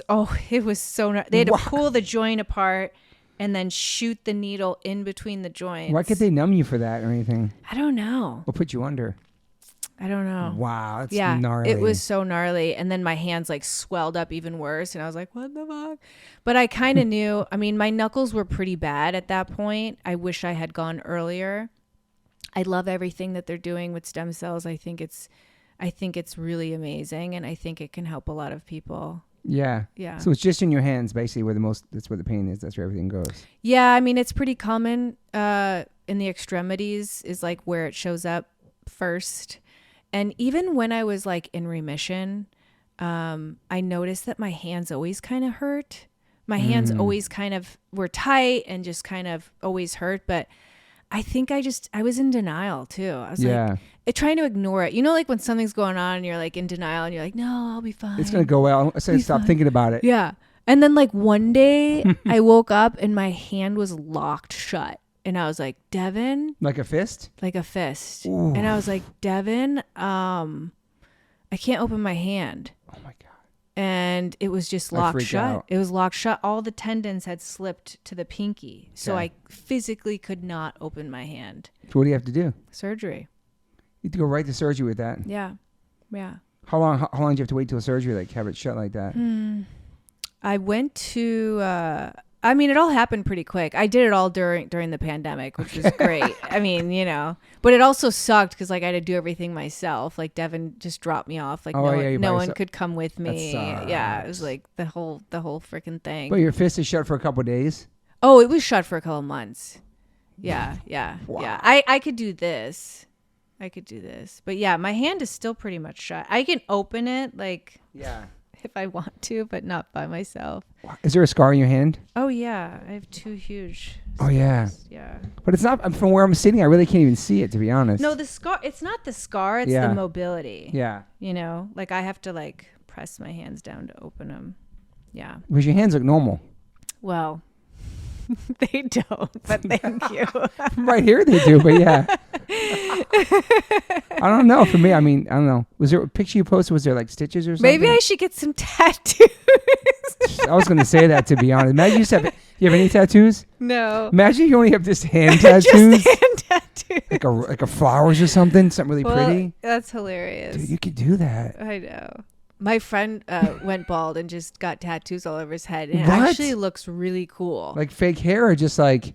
I think it's a little bit of both. I don't know. You guys are lucky because you guys could do shit like that. We can't do that. We can't do that. A lot of my friends have that. Yeah. Like my whole head is tatted right now. And if I start going... Oh, it is? My whole head's tatted, yeah. Oh, wow. So you've had to shave it and then tat it? Yeah, I just don't like... I don't want to say never on this podcast, but, you know, if... I've always had a crazy widow's peak hairline my whole life, and people said I was bald, but I always had a crazy widow's peak like my grandfather. But if it actually gets worse, I can just add some tats in the front. Yeah, just do a deep hairline. Like a lot of my friends have, I'm not going to say any names on this podcast. Yeah. A lot of my friends gave themselves new hairlines and redid the whole shit. Yeah. And some people can pull it off. For me, it's really kind of abrasive. It's not really my steez to have like shaved down tats everywhere. I just don't want to be like unapproachable like that. Yeah. Some people pull it off and they like that. Yeah. I don't know. That's not really my thing. Yeah. But your friend looks good with it? Yeah, no, it works. Yeah. Would you ever get tattoos besides your hands? I don't think so. Yeah. When I was younger, I wanted to get tattoos. And, you know, looking back, I'm glad I didn't because, like, modeling and stuff, it would have been a nightmare to, like, have to do makeup all the time. But I like tattoos on other people. Like, Devin's got tattooed. Yeah. He's been getting more and more. I like my notes because we've already talked about so much out of my notes. Like couldn't walk for almost a year. We I do a love body that you modeling have all career your blew up. notes. All holistic for this, that, and placenta, and but also you dropped a book, The Golden Secrets of Optimal Health, in 2016. I did. Have you dropped a book since then? No, but I kind of want to revise it. Like, gosh, though, like a chapter where you're catching up where you're at now or something. Yeah, I feel a calling to do that because, you know, it's so hard. Well, first of all, that was like a second child. Writing a book was so gnarly. Yeah, I'm sure. I want to do one someday, but it's very therapeutic. It's very therapeutic, yeah. But so much has happened to you since then. Right. And some things, you know, I would say 98% of the things I'm like still down with, but a couple of things I've changed my mind on. But, you know, when I wrote that book, it was like, it's the same thing. Like, that's why I say rheumatoid arthritis has been a blessing instead of a curse, because it's really inspired me to do so many things. Like, I became a holistic health practitioner because of it. And that's why I started the Golden Secrets blog, which was original, because nobody was talking about autoimmune disease 15 years ago. And people were like begging me on like MySpace and Friendster. Yeah. Like, how did you do it? Like, what are you eating? What are you doing? And I was like, bro, I need to just do a blog and like just say some basic things that are working for me. Yeah. But simultaneously, I was writing the book because I was like, I just felt a deep calling. Like, I could not sleep until I get this shit out on paper. Yeah, it's nice to and get it out. Just was like taking over my life. Like, oh, I got to get this out. So that was such a relief, like when I was able to finish that. And it's just so nice, like, because if people reach out to me, especially with rheumatoid arthritis or autoimmune disease, where do I start? Yeah, I have somewhere to like send them. Yeah, it's nice because it's impossible. There's a lot of information to help on your everybody. website. Yeah. I like being able to help people, and it's an easy way to do it. I liked it. Like the manufacturing place for your company is solar powered. Yeah, that's awesome. Yeah. It's super organic, super everything, right? Like, yeah, I mean, you know, I never had an intention of being a skincare owner, but it just kept popping up in my life. I had been making products myself. You're making oil blends in high school and stuff? Your own oil blends? Oh, yeah. I was like, my nickname was Patchouli Queen. I love patchouli. Yeah. All I wear is Egyptian musk. That's my favorite thing. I smelled it when I got here, yeah. That's natural. Yeah, I like it. I love it, yeah. So that's what you like that when you were younger. Well, yeah, right away I had like this, like I just hated perfume. It was like, you know, everyone was wearing like CK1 and all this bullshit. I would get like headaches and I'm like, this is awful. So I always liked like natural stuff. And by the way, like now they're saying synthetic fragrance is like the new secondhand smoke. Really? And they're saying that because... Trying to push something else. No, but like, so synthetic fragrance is not only in cologne and perfume. They're putting it in like our garbage liners. It's in, that's right. You know, Glade. It's in candles. It's everywhere, and it's got parabens and phthalates and it disrupts your hormones and causes all these other issues. But the reason they're calling it secondhand smoke is when people wear it, not only are you affecting yourself, but anybody who smells it. So it's like you're smoking a cigarette. Gotcha. And everybody's getting secondhand smoke. It's like, so I've always been a big advocate of like natural, organic, essential oils and, you know, face masks, all that stuff, right? Yeah, but like everything natural. Like I just feel like nature cures when a cure is possible. Like that's always my first go. I just love being able to share like natural products that work. And then when I decided to do this, I was like, it's got to be done right, from seed to skin. Like, everything's got to be done right, or I don't want anything to do with it. And is it just you running the company, or do you have some people? So it's 3 of us, and then we have our manufacturer who also does fulfillment. But there's just 3 of us. Wow.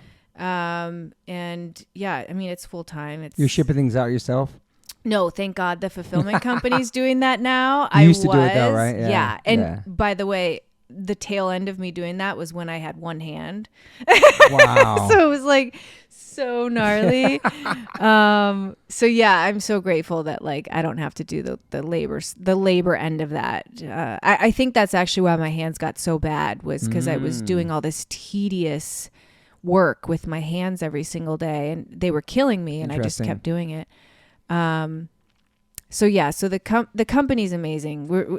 we give back to Farmer's Footprint. We plant a tree for every order. Everything we do right. Sustainable packaging, organic. We have like all these Think Dirty awards, EWG verified, and just constantly trying to push the envelope on like what we can do. Yeah. I love that you have like the positive daily rituals on there. Yeah. Like, you know, Self-love. I wanted it to go behind, like, I don't know, especially for women. It's like we look at ourselves in the mirror when we're doing things and we usually point out what's bad. And I was like, what if we took this opportunity to like say some good stuff to ourselves, you know, so true for everybody. Yeah. And I always say, like, if you feel ridiculous saying I am worthy, I am lovable, I am confident, I am grounded, I am rooted, I am beautiful, then you need to say it. If you feel ridiculous saying that shit, then it's a sure sign. And I think we all do. I mean, we all have that negative narrative. 100%. Yeah. Always look at the bad. Guys are like that too, man. They are, look in the mirror and see little things. Yeah. I don't know. But Devin always makes fun of me. Like, Devin looks at himself in the mirror like he's Rico Suave. I'm like, I look at him sometimes and he's I'm like, pretty Rico Suave. I'm like, I can't imagine having that much confidence. And like, he'll make fun of me because like I'll look at myself in the mirror and I'm like scowling and like, you know, he's like, honey, why are you looking at yourself like that? Like, I don't know. Have you always been like that?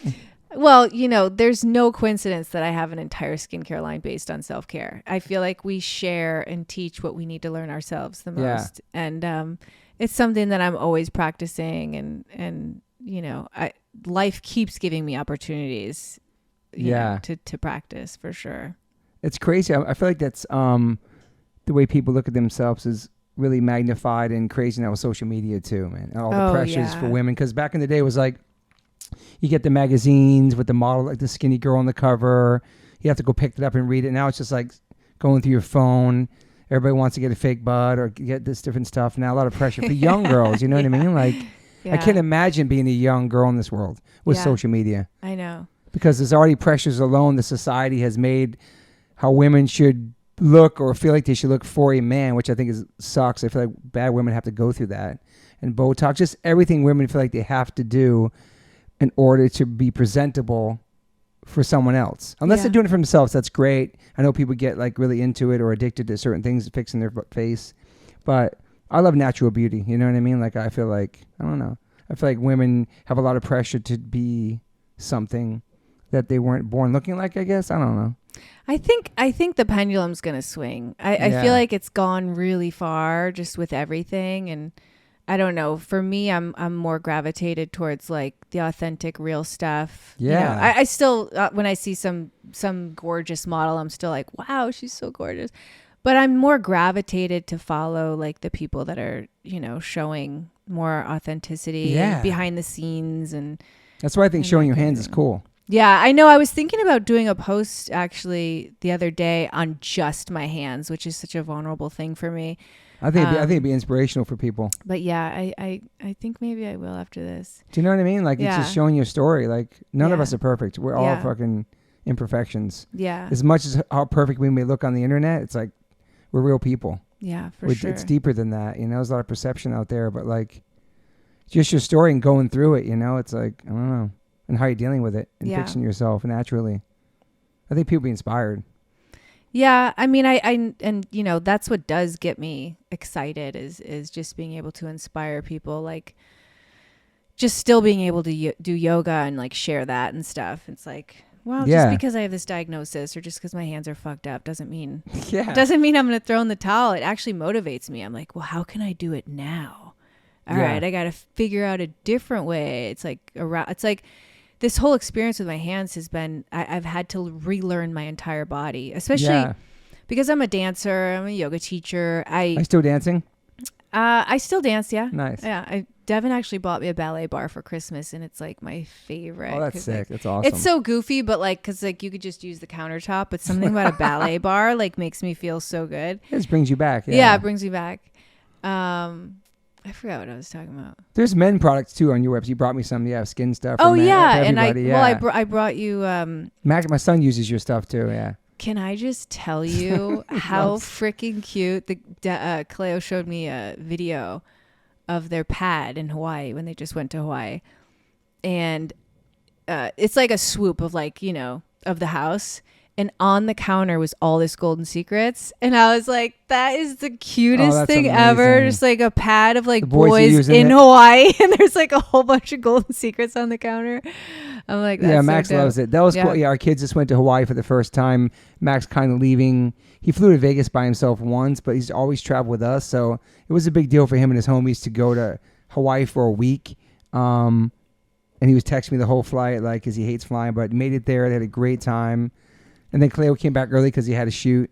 Yeah, he was like, are you kidding me? He's like, got the call. He's getting on the flight. I finally got all my friends to go to Hawaii. We got the sickest pad. Really sick pad, too. Yeah. I was like, it's fine. I mean, it sucked, but like, at least he was able to stay one more day. They were able to push the fitting back so he could stay one more day. And I was like, now you could go on another trip. Like, it's fine. You guys. They could totally do another one. Yeah. What happened to, so you hit the Golden Secret show on the podcast. Will that come back?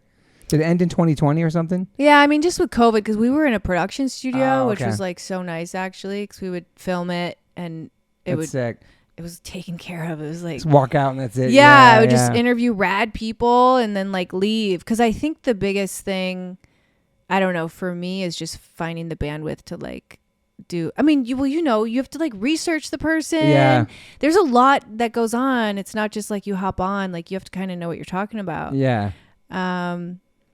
The thing that was tough about that though is I would have to like memorize these monologues because it was like televised. So I would have to like that's stressful. Man. I would have to like memorize like today we have, and I'm like, oh, but that's a little stressful. No, that was stressful. So I don't know. I mean, to be honest with you, I love doing more things like that. Like I love just connecting with different people and finding out what gets them excited. And but the Golden Secrets skincare is a beast, and I'm hoping that I can get it to a place where I can start doing more like podcasts again and stuff like that. So your stuff is online, is everywhere, is out in all stores? And well, we're mostly straight to consumer, but we are on Amazon. We're in a couple little boutiques like in Canada and Miami. And do you have big goals for it to get?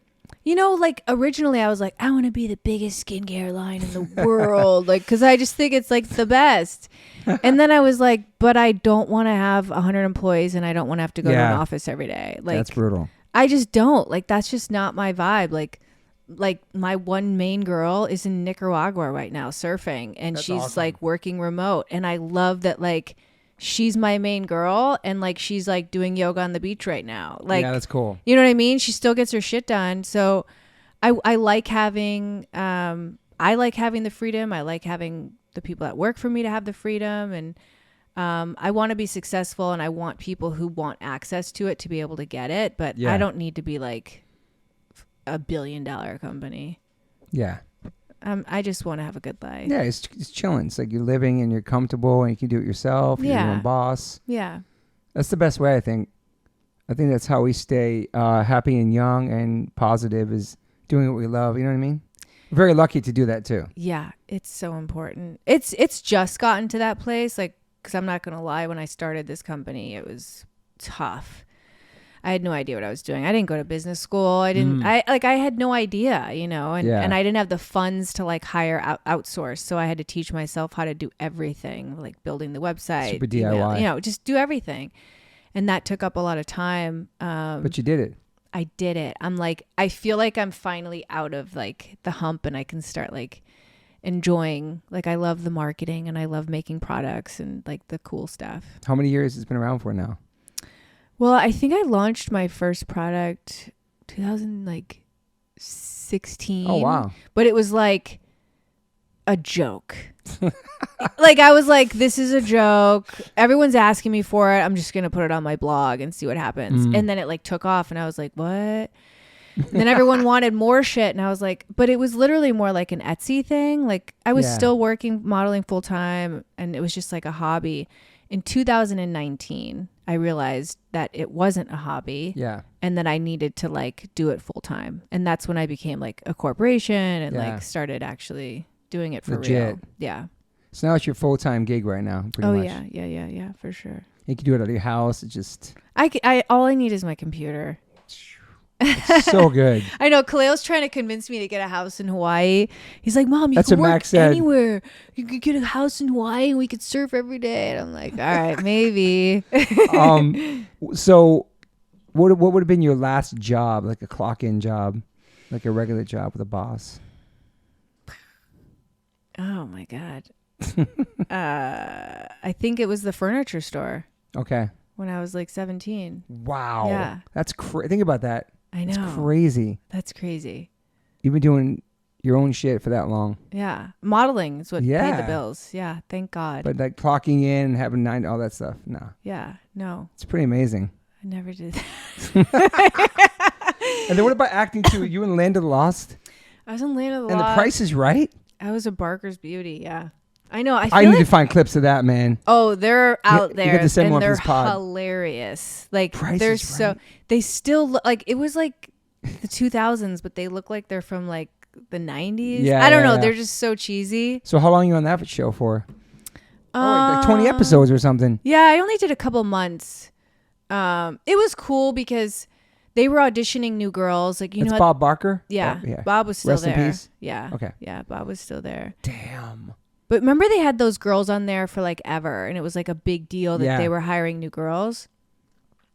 And the first time they called me in, I went as Jessie. And I don't even know. I don't know. You just auditioned for it or no? Yeah, but like I went as me. Okay. Meaning total hippie. I was driving my like 53 Chevy at the time. Sick. Like no makeup, no hair. Like I went basically from the beach. Damn. Love that. And they didn't like me. Okay. So then they called me back in like a month later, and I was like, I'm going to go in as Miss Texas. Like my idea of like a beauty pageant Miss Texas. Wow. And I curled my hair and I put makeup on and I went in there and they hired me on the spot. Dang. And I was like, this is pretty cool because my grandma loves the show. I grew up watching it with her, and I'm like, and she was still alive at the time. So she watched it every morning. So proud. That's cool. Yeah, she loved it. And it was cool. I mean, looking back, I'm like, it is pretty cool that I got to be a part of that. And yeah, it feels like another world. It's a big part of American culture. It's just that show is legendary. Yeah. It's so funny though when I think about it, like I never got along with like the girls or like the hair and makeup. I was like hanging out with like the guys in the back, like all the stage hands, and they still like reach out to me. Wow. Like all these old guys that have old cars. They loved my old car, and like I don't know, it's so funny. Like there's this one guy who still does like a Christmas card with us every year, and he's like That's on amazing. Facebook. Yeah, it's funny. So were you doing auditioning too at that time? Movies, obviously. Yeah, but you know, it just kind of happened. Like I never was like, oh, I want to be an actress. You know, people just started sending me out. I was doing a lot of the modeling too. You didn't really want to do that either. Yeah. I was like, I was pretty lucky actually when I think about it. But you know, when you're here in California, it's you know, it's pretty easy. But I started going on commercials, booking a lot of commercials. I was like, this is cool. And then yeah, I just randomly started booking like some short films. I did a bunch of like little short films. I mean, the biggest film was obviously with Will Ferrell and which one? Danny McBride. You just said Land of the Lost. Land of the Lost. Yeah, that's legit. Yeah. Yeah, that was a cool experience. Yeah. Wow, Yeah. that's the biggest one, right? Yeah. Yeah, and I mean that was really it. I can't remember what else I did. You still get royalties from that?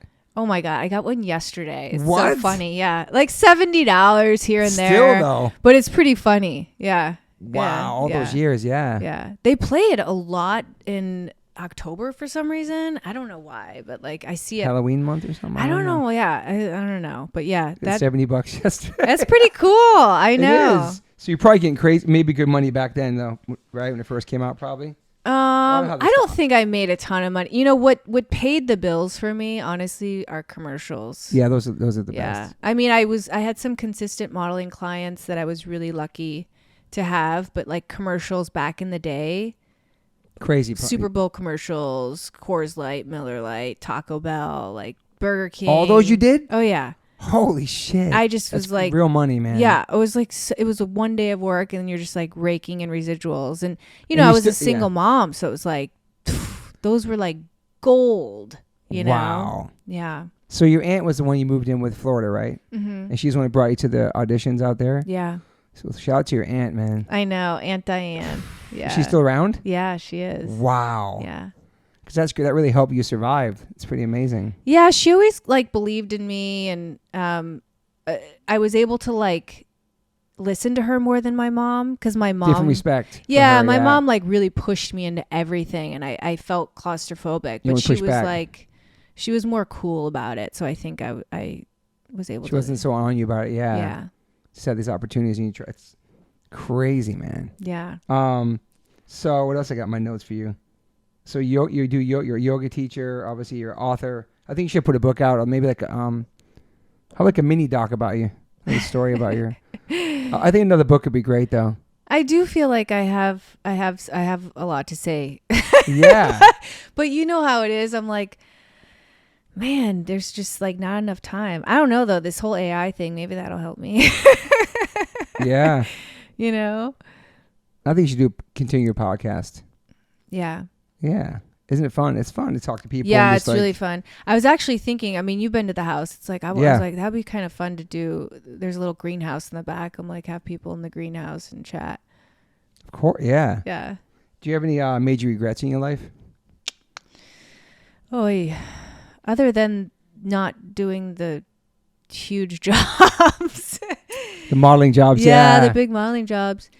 I mean, but I don't like to live in regret. Yeah, I can see that. I really don't. You know, I think I could probably say a lot of things, like, you know, doing LSD and not having more children when I was younger.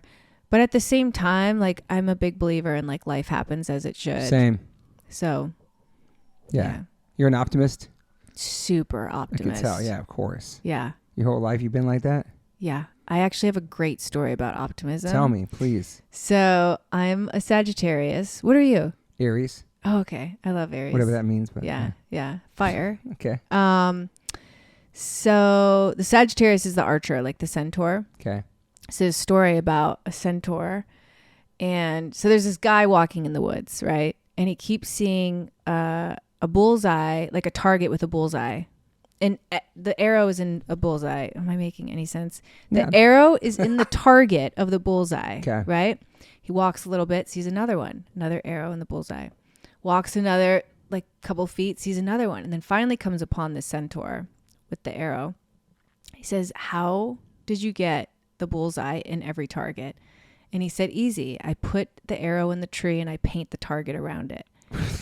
And I just love that metaphor. Yeah, that's awesome. Because I feel like you can turn anything into a bullseye. Mm-hmm. You know, that's kind of the theory that, you know, a lot of things have happened to me that were unexpected. And I think I had an opportunity to be the victim and just like let my life crumble. And I've always chosen to like turn it into a good thing somehow. Yeah. And you had a good work ethic too. You have from as soon as you moved out.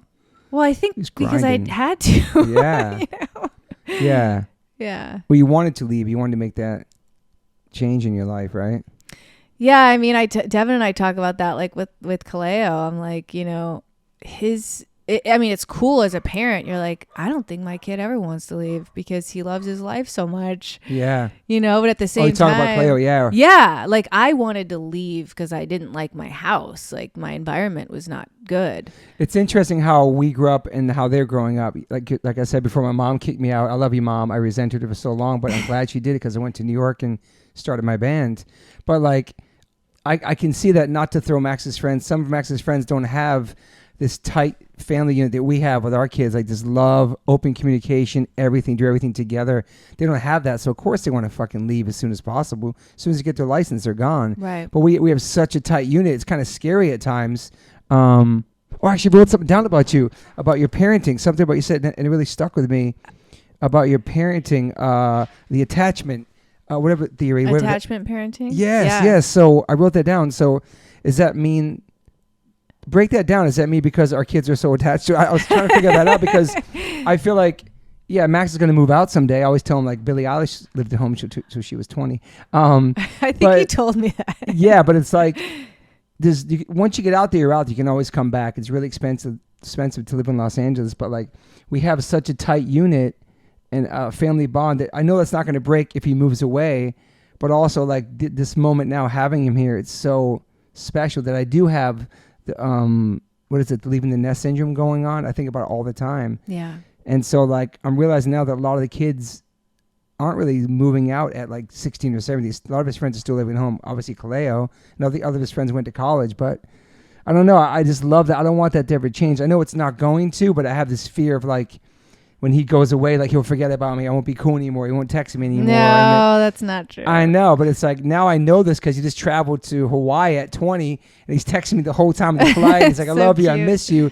But it's so special to have that because I know a lot of kids don't really have that. And I really didn't have that growing up either because my dad died when I was 3. My mom raised 3 boys on her own. My mom was never there, but my brothers kind of raised me. So I didn't have that. My grandparents gave me that. They fucking took care of me all the time. My grandparents really, really like stepped up. But just the bonds that we have with our kids and how special they are, like, it's not going to change, but I can't imagine this house without fucking Max coming in like a fucking tornado every night. You know, running to the bathroom, they come in, movie watching, like still like that. And so, I don't know, I'm rambling, but the attachment parenting, break that down. So attachment parenting, I originally learned about it when Cleo was little.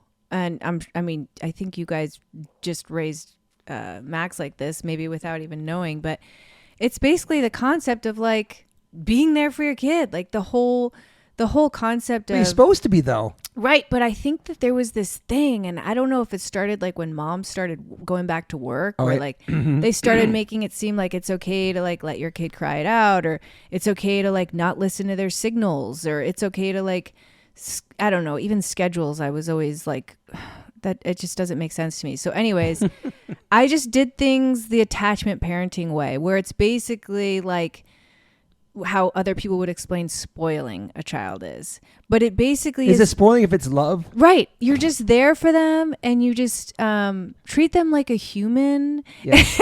Yeah. And I feel like for me, and I know for Max too, it's like, I think it just builds really confident, secure, compassionate human beings. And they're not scared that like people are going to leave or like, yes. I don't know. It's just like, I've seen it because I've seen kids that weren't raised that way and I've seen kids that are raised that way. And there's a big difference, you know, but I'm with you exactly. Like lately I've been, especially because Cleo's been traveling a lot, like. Which we're both encouraging. We're both encouraging. But you know they're coming back though. It's a difference. Exactly. Yeah. We're not saying go away to college or go move to New York and check it out. No. Yeah. Which I'd be down for. Obviously, I'm not trying to keep my son forever. We don't own our children. Yeah. We make our children. We raise our children, but we don't own them, which is fucking crazy to think about too. Because when they're babies, you're like, this is my baby. But it's like, no, we don't own our children. Well, basically, Toby and I have decided that they could go travel the world as long as they always come home. I know. No, but like. But one day they are going to move out. They are, yeah, yeah. But I'm cherishing, like, when you just said that visual of, like, Max coming home. And Kaleo does the same thing. It's like, we'll be watching a movie, and, like, it's almost a joke. He'll bust right in the room. What's up, guys? We do the same. We're like, we're trying to have a watch. We put it on pause because they got to tell you the whole surf story. Yes. Sometimes I say, yo, not now. We're going to finish this movie because she's come bursting in the house, showing us all these reels of yourself surfing.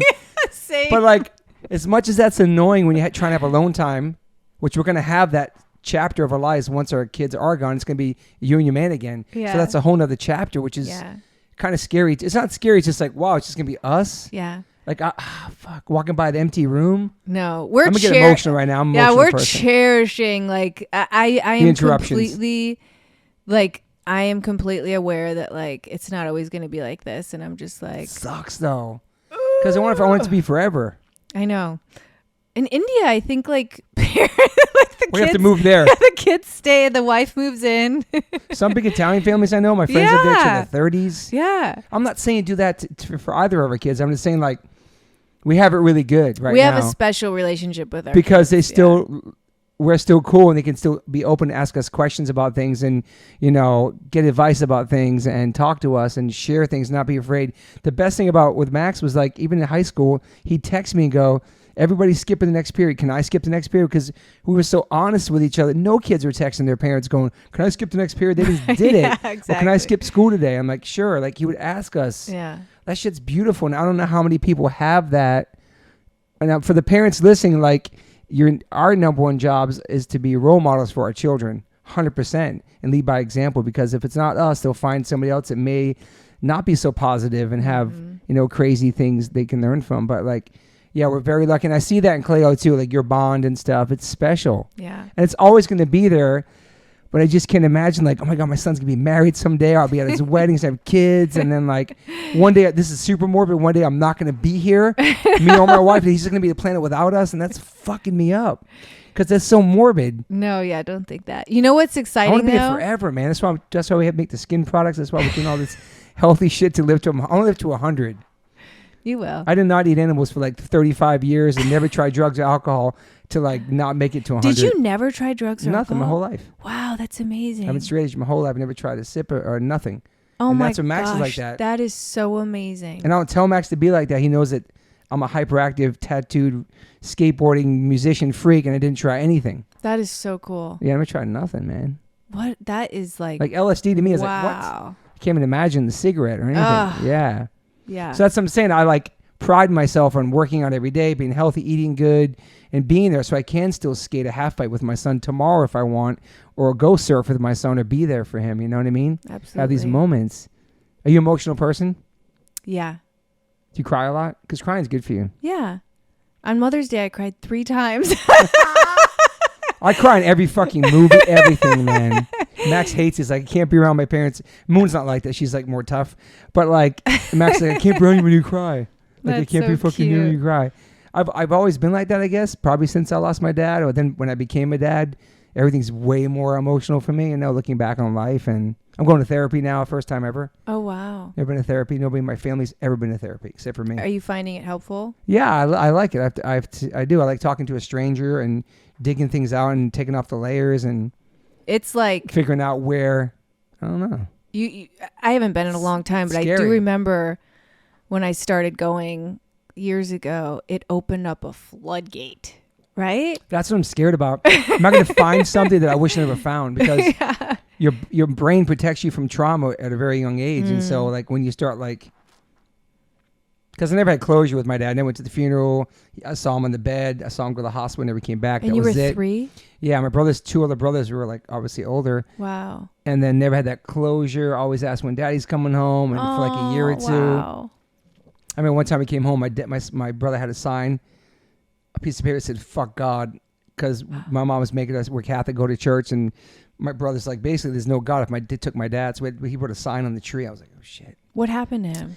Random heart thing at 33 years old. Wow. My dad looked like Elvis. Super handsome greaser from Troy, New York. He was a badass. 33? Yeah, and so every time we turned that age, we'd all get checked. I've had my heart checked a million times. It was some random thing my dad had. Yeah. My heart is strong, but it's very sensitive. And I feel like, I always look at like the way we're raised and then how we raise our children. I feel like that had such a huge impact on what the type of dad you are. Because like you and Max have such a great relationship. And maybe if you had the dad, maybe you wouldn't have that. I don't know. Maybe if I had a strict dad, maybe if I like went to the military or did something else, didn't do music, or who knows how I was raised. Yeah. Do you know? Yeah. So yeah, like I guess that's a no regret thing too. Like how we were raised, everything we've been through made us who we are now, and all the things, Absolutely. But being a parent is a fucking true blessing. And it always makes me sad when like people want to have kids and they can't, and then people that have kids and don't, and just are deadbeats. That fucking bothers me. Yeah. Do you know? It's heart. like we're very lucky to make children, bring them into this scary ass world. Yeah. Because it's a fucked up world, man. It is. Yeah. But I don't know, man. It's great hanging out with you and talking to you, getting to know you more. You know what I mean? You too. But yeah, we're definitely on the same level as far as natural and organic and how we take care of ourselves and treat ourselves. And that's why I got the ice bath in the backyard and the sauna. You have a sauna too. You have a cold plunge too, or an ice bath? No, but we're gonna get one. Okay. Yeah. I was just talking to Devin. It's such a game changer. What's crazy to me is like people have tried everything their whole entire lives, pharmaceuticals mostly, to cure depression or pain. And meanwhile, it's been here the whole time. A fucking cold shower or a sauna. Yeah. That they're showing more and more scientific proof that it helps everything. And it does. It's such a crazy emotional thing I do out there. Yeah. I love it. Yeah, I totally get it. I was just talking about this the other day when I was actually doing my podcast. One of the people I had on was the guy who brought cryotherapy here. Okay. He built like the first cryo chamber. And cryotherapy was actually invented for rheumatoid arthritis in Japan in like 78. So I was like, let me try this. And it's awesome. Yeah. And I run cold. So I was like, I don't want to fucking do that. But I went for like 2 years straight every day. Wow. And it was great. I mean, like just the mental strength just to be able to do it. Like the whole process that I would go through, I would feel high. I mean, I was doing it for inflammation to like decrease inflammation, but like all the other side effects. You need a cold plunge for sure. You need one. Yeah. For your hand, everything. Yeah, for sure. So that was made for that. And then also Wim Hof, you know Wim Hof? Yeah. The OG. Yeah. People make millions of dollars off these ice baths now because he's kind of set it off first. I know. Legend. Yeah. Because that shit's all mental. Like go in there, it's like the first 20, 30 seconds, your brain's like, get out. But once you sit in it and lay back, it's the only thing that keeps me calm is 39-degree water. It's so bananas. It changed my life, man. How long do you stay in it? Originally, I was pushing myself every time to see how long. I did 13 minutes once. What? Uh-huh. That's a long time. It's stupid. My whole body was freaking shaking for hours. You're supposed to do like 1 to 5, 3 times. Yeah. But you're not supposed to go in the water, according to Dr. Andrew Huberman, my favorite doctor, more than 50 minutes a week in the cold ice bath. But saunas, I almost every day in my sauna. Yeah. My sauna is 250. Wow, that's high. Yeah, but I love it. I love how I feel. I love running. The other day I ran 6 miles, came home, went to the cold plunge without the sauna, didn't even shower, put my clothes on, jumped in an Uber, went to lunch. I start shaking at lunch with my friends. My friend's like, what's wrong? I said, I did the cold plunge.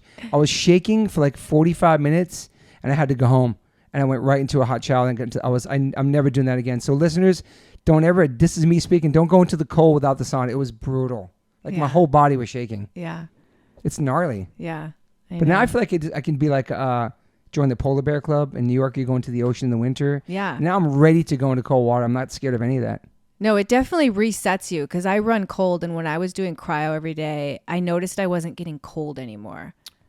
You know what I mean? Like, so you're always cold. I'm always fucking cold. So you go to the sauna a lot or no? I do. Yeah. But lately I haven't been able to do anything because I'm doing this whole trying to have a baby thing. Oh, that's why. Yeah, that's right. Because when Andrew Huberman came to my house, he says if you're trying to have kids, you had to put an ice pack on your Johnson. So some of my friends were in there with like a thing of peas on themselves. Oh, that's funny. Interesting. Yeah. So that's real. Yeah. And I think too, like, I don't know, I've gone through different phases, like where I'm like super hardcore and like I want to do like cryo every day and sauna every day. And then like when I started going through this phase where I was like, I'm going to try and have a baby, I just chilled everything out, tried to put more fat on my body, not doing anything like too intense, like just a different phase, you know? Yeah. And I think that's more common for women because women go through cycles. Like we have our menstrual cycle, we go through different phases with, giving birth and then menopause. But women go through a lot. Men are pretty stable. Like they could do like everything all the time. It's pretty crazy the stuff women have to go through for real. Yeah. I think there's something to say about it. Like I feel like women should chill when they're on their moon cycle and when they're, trying to conceive. Like there's just certain times where I think you should just be more chill. So how long you been working on having a baby at this moment? Fuck. Too long. So it's been like 3 years now. Oh, wow. Yeah. I mean, we got pregnant twice. I miscarried. Sorry. Yeah. We got pregnant right away. Like I was like, oh my God, this is going to take forever. Because I mean, I had Cleo at 25, 26. So all my friends, had kids after me. And I felt like everybody had a hard time. Mm-hmm. Like, so I assumed it was going to take us like a year to get pregnant. And we got pregnant the second month. Wow. And I was like, oh my God, this is amazing. And then we miscarried. And then got pregnant again right away, miscarried. And then Devin had to go to Canada for 6 months for his job. Mm-hmm. And I was like, fuck, I don't have 6 months. Like my clock is ticking. Yeah. I was like, let's go to the IVF place and like see what's up. So they test you for everything, like everything. And everything was fine. And I, did the retrieval where they freeze your eggs. We were able to make 3 healthy embryos. Now they can test the embryos, which I was like, I mean, this is all like sci-fi and never in a million years did I think I would go down this path.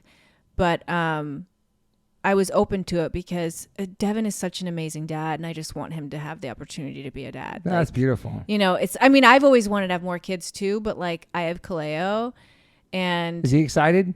Oh, he's so stoked, but like he's just such an angel. Like I get so stressed out about it sometimes. And he's like, honey, another baby would be icing on the cake, we already have Cleo. Like he always says that to me. And so we're doing this whole IVF thing.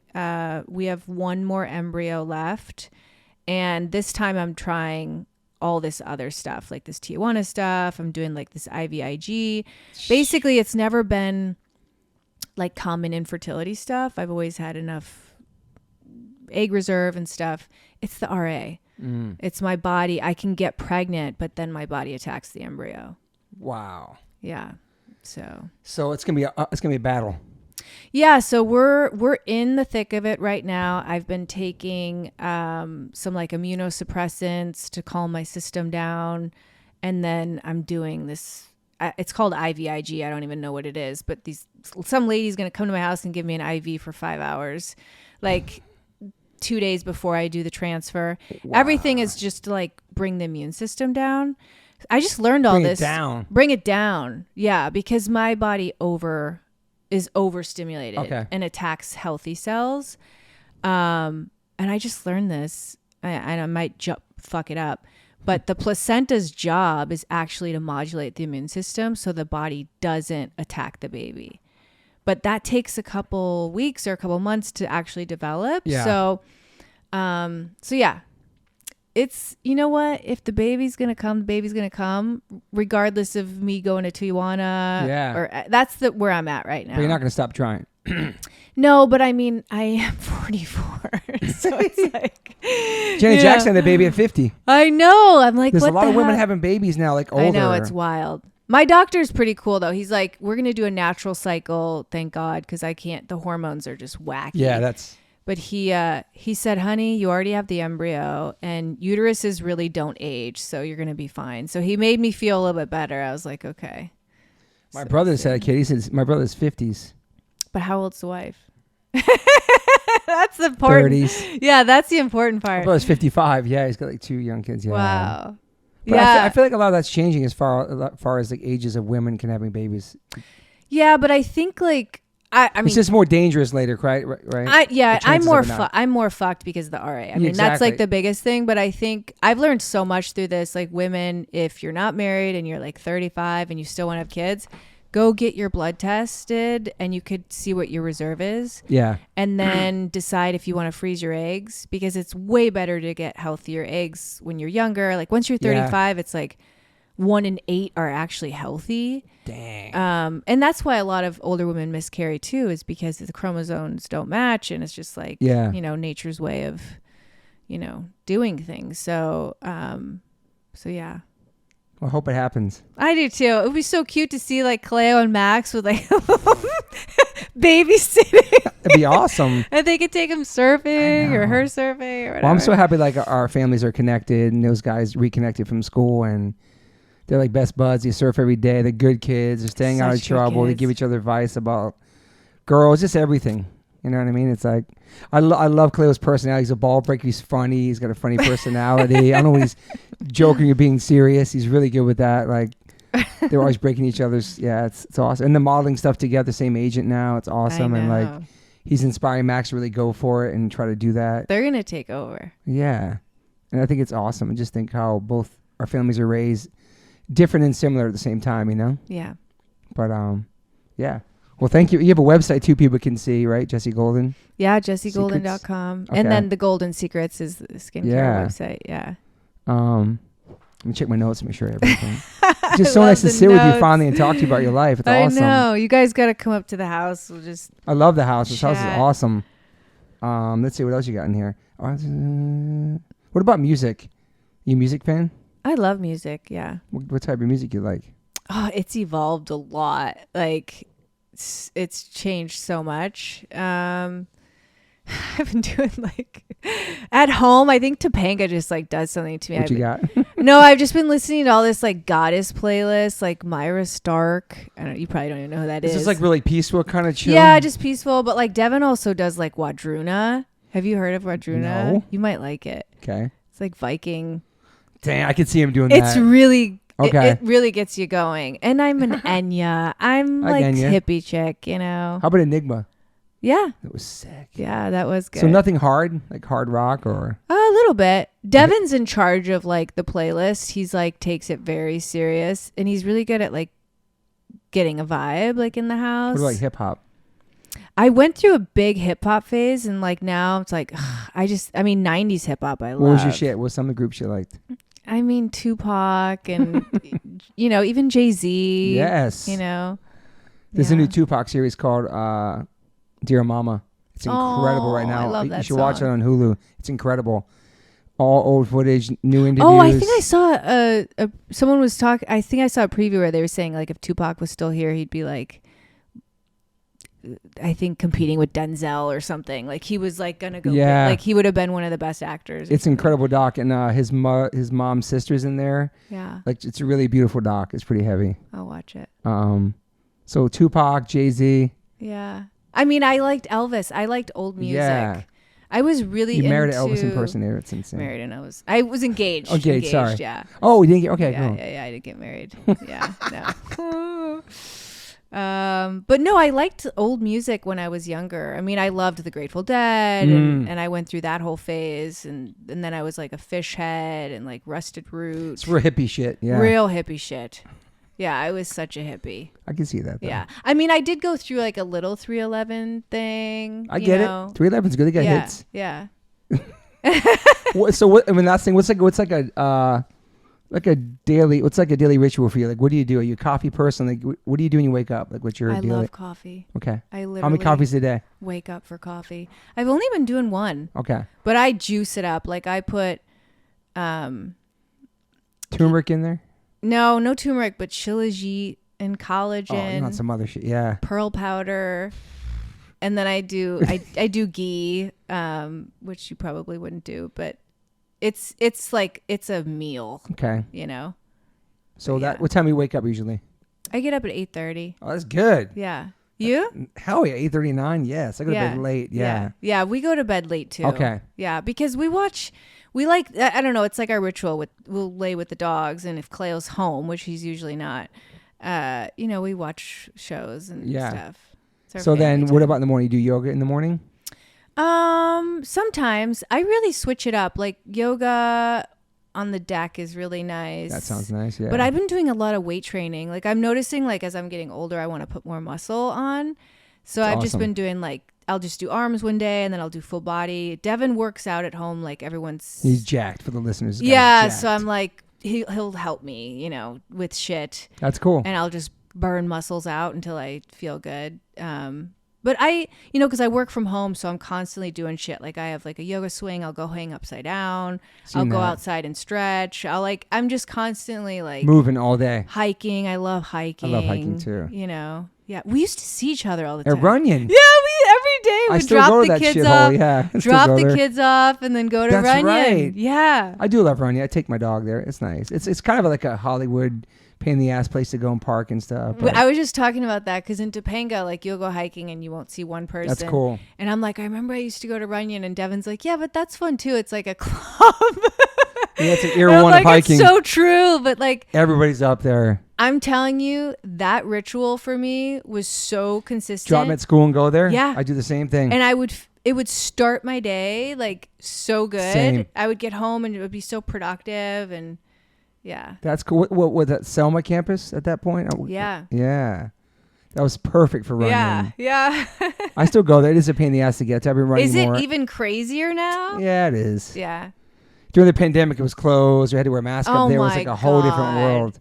But now I've been running more in the streets. So I've been staying around here. I got my little thing I do. Yeah. I have to drive. I don't have a car. I sold my car. I got Max a car. Yeah. Got my son a cold plunge. I stay in like my little world here, Yeah.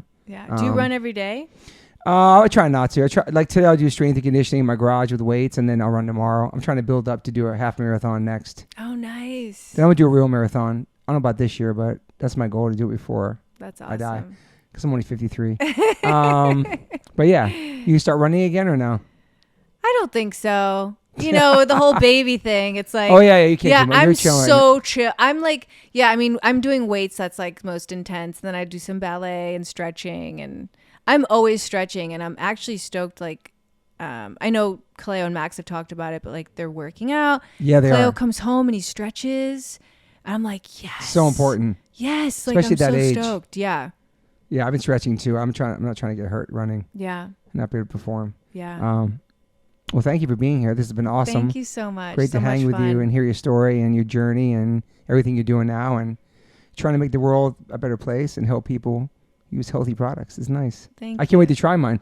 What is this one called? Let's see what I got here. So I got you the sculpting gua sha stone. You can use that in the sauna. Okay, what is it? So it helped. Well, so this is ancient shit, like traditional Chinese therapy. This stone was actually the original stone used in ancient times. Holy crap. It's called Bian stone. Like a knife. Yeah, it does look like a knife. So what do I do in there with it? This is you sick. scrape you literally scrape. Moon does that with something already. This is perfect. Yeah, okay, that's thank for you. the body. Ooh. And that has 40 trace elements. 20 of them are anti-aging. It's super. So you're just scraping your skin while it's sweaty. It's getting the skin off. Yeah, get it out.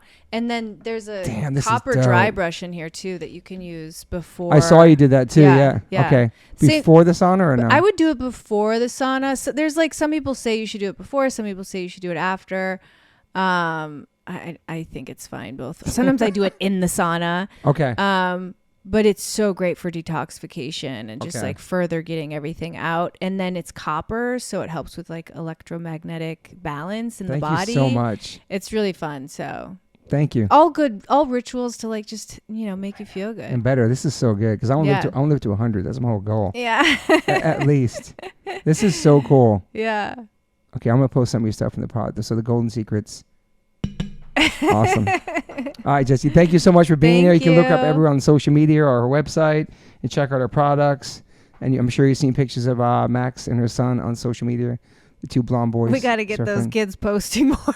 I know. That's one thing, too. That's one thing I do love. I love that they both do not post on social media. No, they don't even use unless we ask them to about something. Today, Max called me and goes, should I post about our shows? I'm like, God, Kaleo too. He goes everything through me. I'm like, what 19-year-old is asking their mom for a freaking caption? That's what he told me. That's what he told me just now. He goes, should I write? I'm looking forward to these upcoming shows. I go, yeah, that's perfect. This happened right before the podcast. So I sent him the flyers. He goes, should I post? And even with the modeling, I'm like, dude, you should post these pictures. Like, but I love that they're like me. I was outside skateboarding my whole childhood. I love that they're outside doing shit every day. They're not on their phones. They're not playing video games. They're in the water being creative. I love that about it. So I can't get mad when he's not posting social media, but if they are trying to pursue modeling, it's important to have. That's like your, I don't know. No, that's why I'm like, you guys shouldn't be paying for boards or houses in Hawaii. Like, you guys should be sponsored for everything. And if you used your Instagram... Totally. Which is their portfolio at this point. Yeah. Yeah, I think that's the one thing that they should step up a little bit. Yeah. Because that's how they're going to get their name out and do what they want to do. But also at the same time, I love that they're not all day on their phones. Yeah, they don't give a shit. We have to force them to do it, which is hilarious. Did Claire ever play video games? He went through a little phase, but I was always his dad was addicted to video games. So I was like super aware of that. You're like, nah. Yeah, no. It's awesome. Yeah. Well, I love our families. And me too. Thank you for being here. Thank you so much. Okay, bye, everybody. Okay, back on the pod with Jess. Hi, Jess. Welcome back. Thank you so much. Happy birthday. It's your birthday. It's my birthday. I wanted to drop this on your birthday. I appreciate your patience. I like to bank these podcasts way in advance, so there's a bunch of people waiting for this to come out. I was like, I want to drop yours on your birthday. Plus, we have exciting news, and we talked about this a lot during the episode. Just about parenting and relationships and life and love and all that stuff. And you were talking about trying to have a baby, and and it was just announced to the world. That I'm pregnant. Congratulations. Thank you so much. You're not saying if it's a boy or girl. You're not keeping that secret. It's a secret. Okay, still. Cool. Respect. But congratulations. That was a long journey. I'm so happy for you. It was such a long journey, and like I can't wait to just share more of how I got here, because it was not an easy path and it was so unconventional, and I really had to be my own advocate, and I feel like there's so many women that unfortunately are on this journey and they just kind of get lost in the woodwork. And especially if they go down the IVF path, it's like they just kind of do the same treatment for everybody. It's just like a protocol, and a lot of women need like special attention like I did, and I'm so grateful that I was able to like get the right people around me to support me to like get me to where I am now. So I'm just like so excited to share and like help anybody that like needs help, because it's such a tough road. Yeah, it's a long road. I mean, did you try a bunch of different types? You tried everything, right? For sure.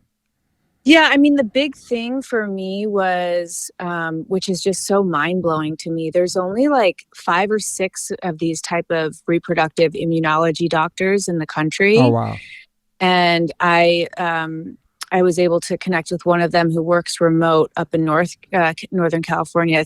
It's called the Allen Beer Center. Okay. If anybody is in needs support, but they just like dive deeper into women that are having like repetitive miscarriages or can't get pregnant. So I think because of my age, a lot of doctors just put me in the category like it's probably a chromosome issue, or, you know, you don't have enough eggs, and they just kind of, you know, just put me in that category. But for me, it wasn't that I couldn't get pregnant, because I was able to get pregnant. It's that my body was attacking the embryo because I have rheumatoid arthritis. I have known autoimmune issues. So this place like did everything, like did this whole protocol to basically calm my immune system down. And they're like, we're not even giving you the green light to try until all your levels are great. And they check levels that like regular doctors just don't check, like natural killer cells and all these types of things that could, because like, I mean, I've learned so much, but basically the placenta like helps modulate the immune system. So until the placenta is developed, that's where it's like risky to have that miscarriage, because a lot of women like see the embryo as a foreign object. So it's just such a wild thing. But even women that don't have known autoimmune issues, I've seen have such great success with just like being able to calm their immune system down prior to even trying, you know. It's incredible. How many months pregnant are you now? So I you know, it's so funny because I've been telling everyone I'm 4 months, but I'm actually 5. Wow.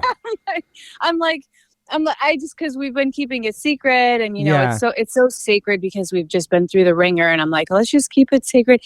But then like Devin and I, like my husband, you know, we were just like, you know what?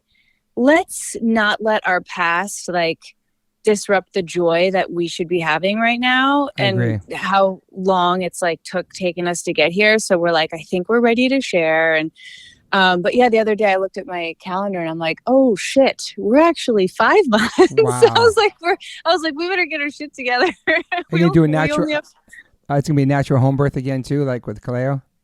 You know, I that's what I've always wanted, and I'm trying to like put my ego aside that might not be the best choice for me this time. Yeah. But we're in the process of like interviewing doctors and midwives and doulas, and we're going to start birthing classes, and you know, cuz it's been 20 years, it'll be almost 20 years since I've done this, so a lot has changed. Sure. Yeah, medicine, science, everything. Wow.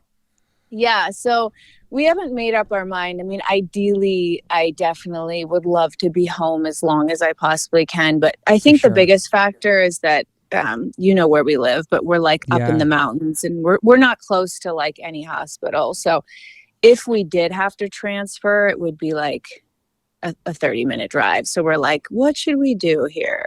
Well, you have to go into Hollywood for a hospital probably, right? Yeah, for sure. Yeah, there's some in the valley, and then like Santa Monica stuff. Yeah. Well, congratulations. I'm so happy for you all. You're an amazing couple and family, and stoked for Kaleo. Thank you so much. Just hearing your journey. I know, it's so cute.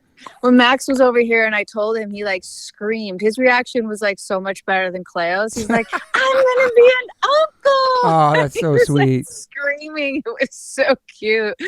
That's so cool. Yeah, I'm so happy for you. And yeah, the boys had a great time in Hawaii. That was awesome. The footage from there was incredible. It looked so relaxing and peaceful. Best. And I'm so happy. Best. Yeah, Max was so excited. And yeah, I mean, you guys are fam, so I'm super happy for you and appreciate you being on this podcast and sharing everything with me. It's on everybody listening. Thank you so much. Yeah. Thank you so much for having me and like giving me this opportunity to share. Cause like, honestly, I want to scream it from the rooftops. Like any women that need help, like you can DM me. If I see your message, I will respond. I love that. For sure. Well, thank you. And I can't wait to meet the baby. And yeah, so have a great birthday today. Thank you so much. Of course. And I'll speak to you soon. Okay, sounds good. Bye. Bye.